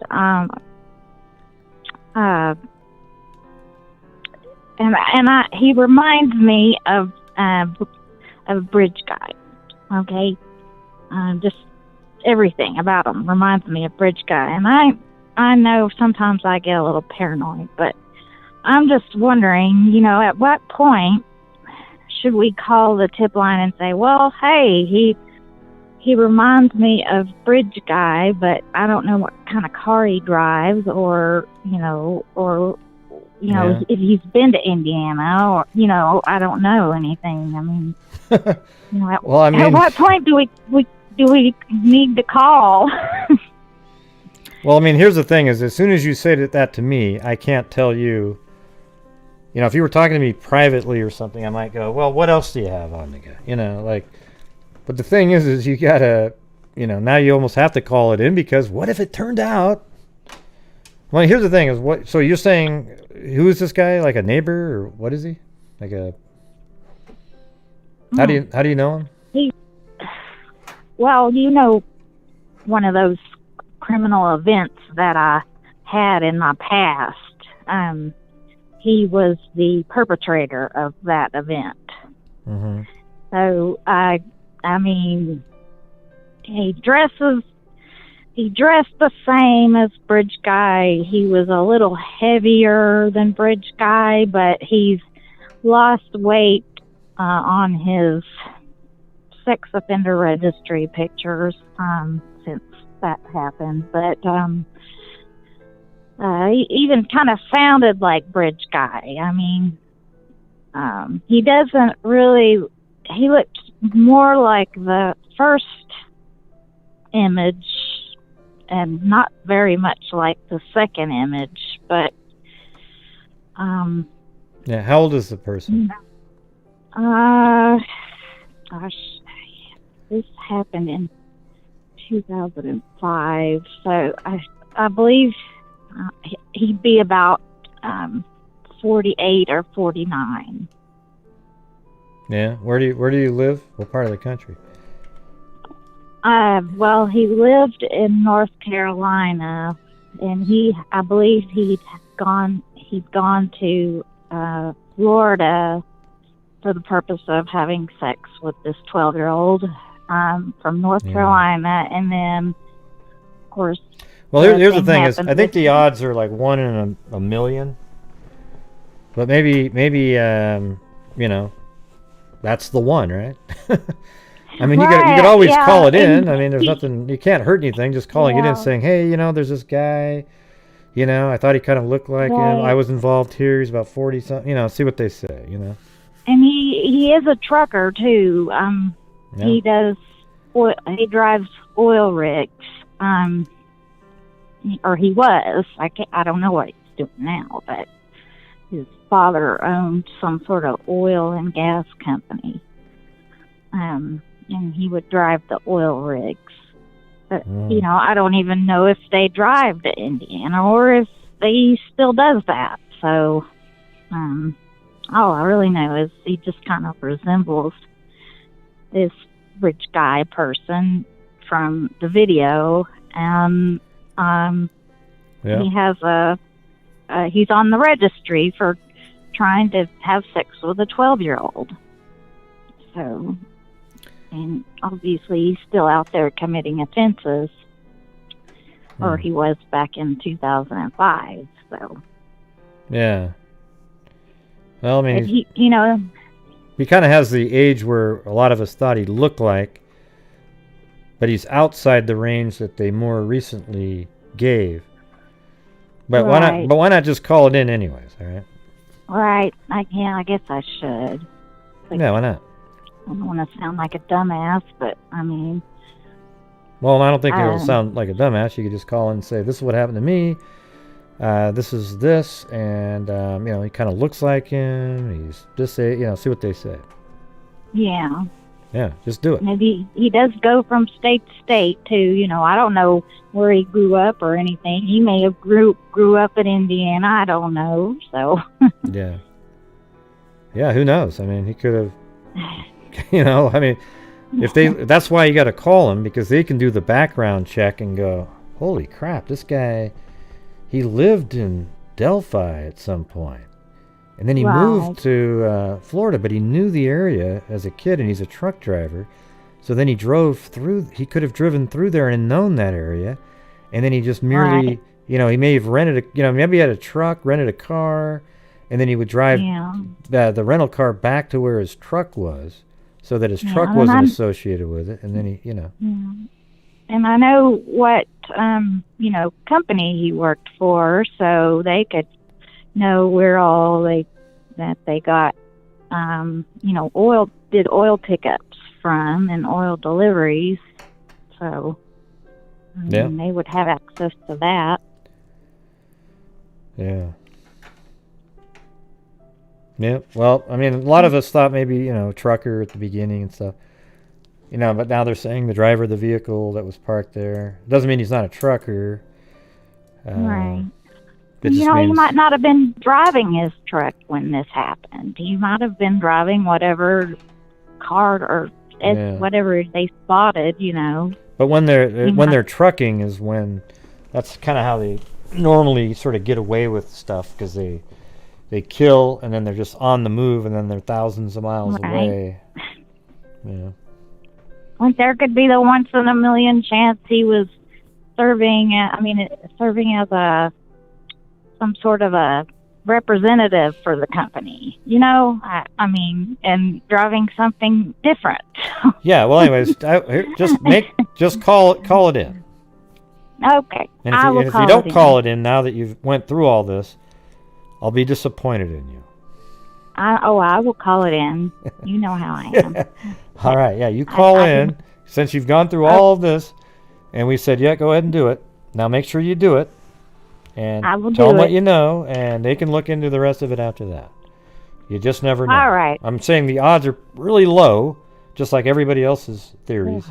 But you just never know, right? I mean, it really could be. Right. And I guess the odds are a little bit better given some of the stuff that you said. You know? Right. I mean, there's a little bit off of odds. It's not just like some stranger. He looks kind of like him. He's in an age range that could be, you know, it's right in there.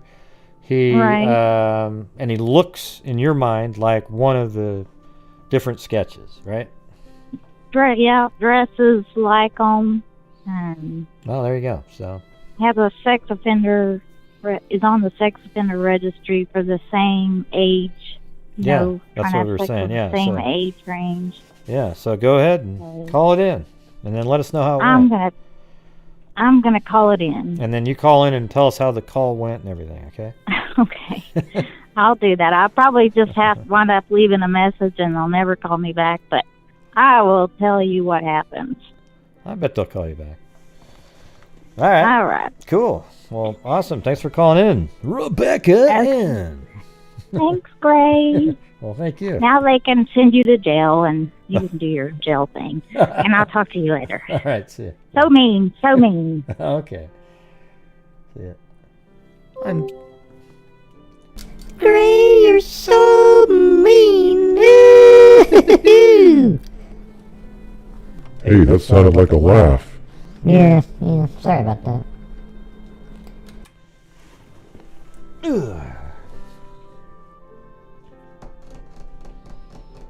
Yeah, well, the thing is doing the trucking's a perfect job for it's, you know, some of the greatest people in America are truck drivers, right? It just happens to be a profession that if you are a serial killer or a predator of some sort, it's the perfect job to have to be able to do that.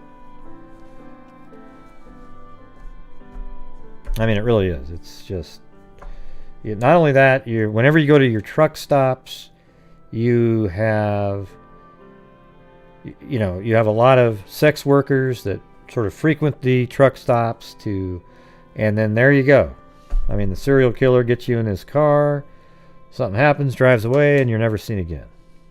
Amazingly, they seem to throw the bodies off on on-ramps or off-ramps to freeways. Usually the on-ramps, they'll just pull over, throw the body out, and then get right back on the freeway, and they're gone forever. That's why we need more CCTVs everywhere. So, anyways, I think that's going to be about it for me tonight.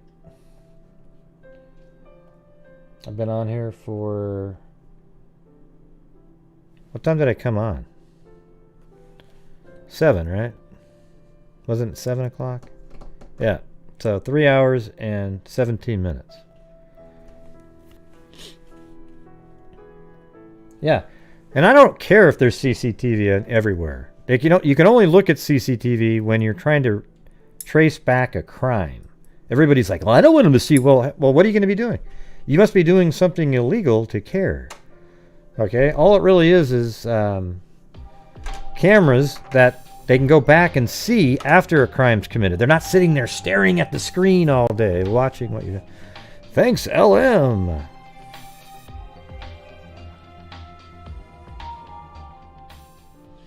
Yeah, that was one of the better donation nights I've ever had. It was weird, too, because certain people weren't even here the whole time, and maybe that's why it was so much better, because it was like a smooth, flowing show. It was awesome. Excellent.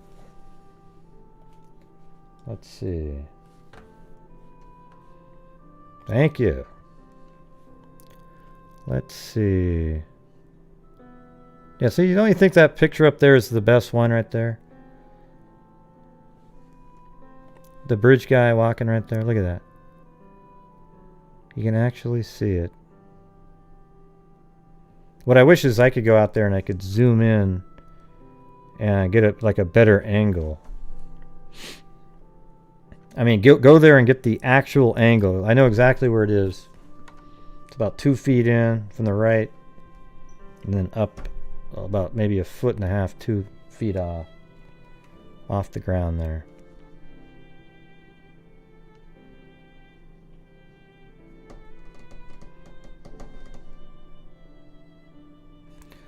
All right. So hold on a second.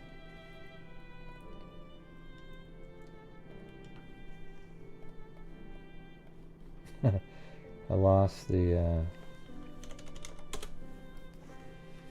Thanks, Cindy Lynn.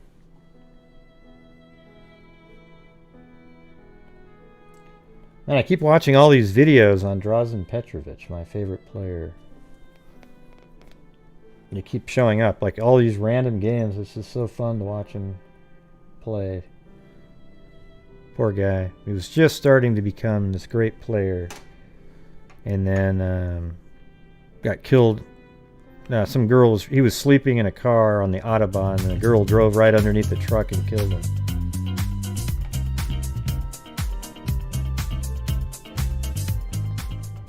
Call it in Rebecca N.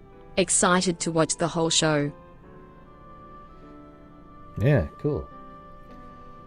All right, let's see. Well, I'll leave the chat open for you guys to talk after this, but I gotta go through this one. Hold on a second.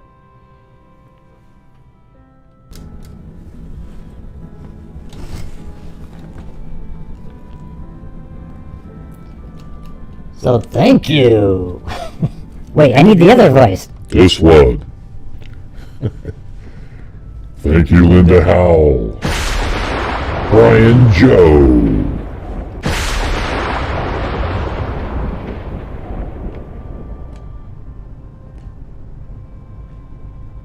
Wait, hold on a second. Okay. Gwendolyn B. with a cat eye donation. Gwendolyn B. with a double cat eye donation. Cairo. Chrissy. Layla my Layla. Mole Girl. Lee D. Atlantic Tide Crime. Billy Boy Blue. Kubi. Billy Boy Blue. Chrissy. Kevin Brown. Lee D. Mary Clark. Billy Boy Blue. And then Gwendolyn B. again with another cat eye donation. Atlantic Tide Crimes again. Allie K. Jen H. Maria Mazzaroni. Rebel Rose. And then Gwendolyn B. again with a cat eye donation. Richard Watts. Layla my Layla. Gina and Night Watch became members. Steph May cat eye donation. Billy Boy Blue. Lee D. Steph May again, thank you. Rebecca Green. Billy Boy Blue. Billy Boy Blue again. Lee D. Juju Positive. LM. And Cindy Lynn.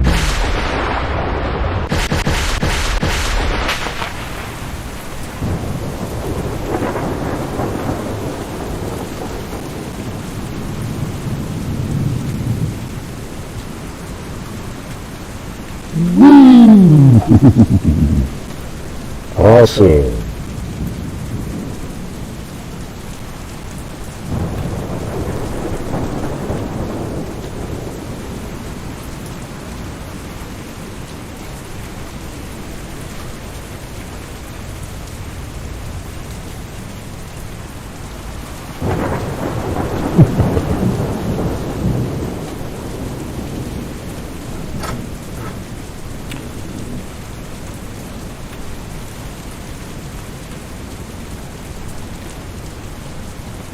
Alright, everybody, make sure that you wash your hands, maintain your social distancing, and wear a mask whenever possible. I actually recommend going on to Amazon or something and buying N95 masks and get some of those, and whenever you go to the store, just wear it, and then when you come home, put the mask on like your windowsill, let the sun, you know, just let it sit there for a couple days. Like have 5 of them and rotate them around. And, you know, go to the... you know, just use those when you go out. That way you completely protect yourself and everybody else. Sound good? Awesome. So there you go, everybody. Thank you very much. And wow, thanks everybody for such a great super chat night. It was amazing. Let's see. Yeah. Okay, that was it. So very cool. We're almost back to like a normal 5-day period. Like it used to be.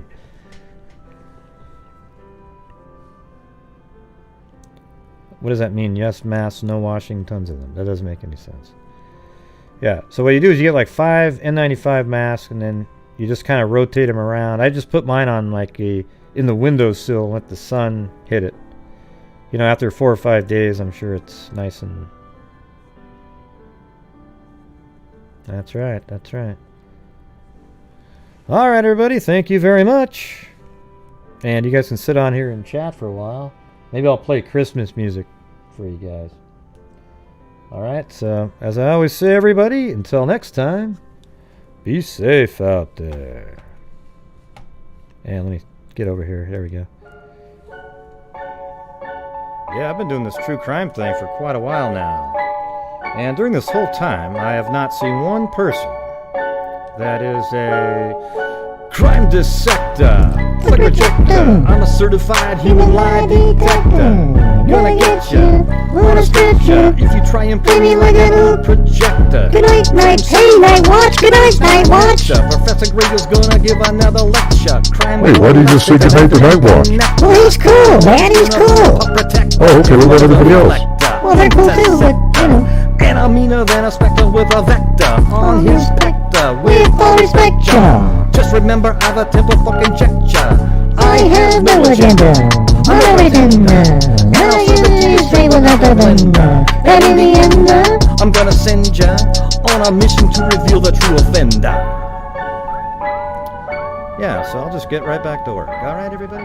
Talk to you. all right, man, that was really cool. That was really interesting, man. That was absolutely fantastic. Hey, would you shut the hell up, please? Jesus. You know, every time I'm enthusiastic about something, you always get angry. Well, no, it's just that you don't stop to breathe. Well, that's true, that's true. Hey, good night, John boy. Wow. Good night, Mary Lou. Gosh, what's the wow for? I was just trying to say good night peacefully. I know, but you have to go through all the whole rigmarole before that. Okay, good night, Mary Lou. Good night, John boy. Jeez. Not bad, not bad. Hey, thanks. Wow, what a bunch of psychos. Now I'm not even sure if they're really even upset or anything at the end of these. Just don't know. Don't know. No idea.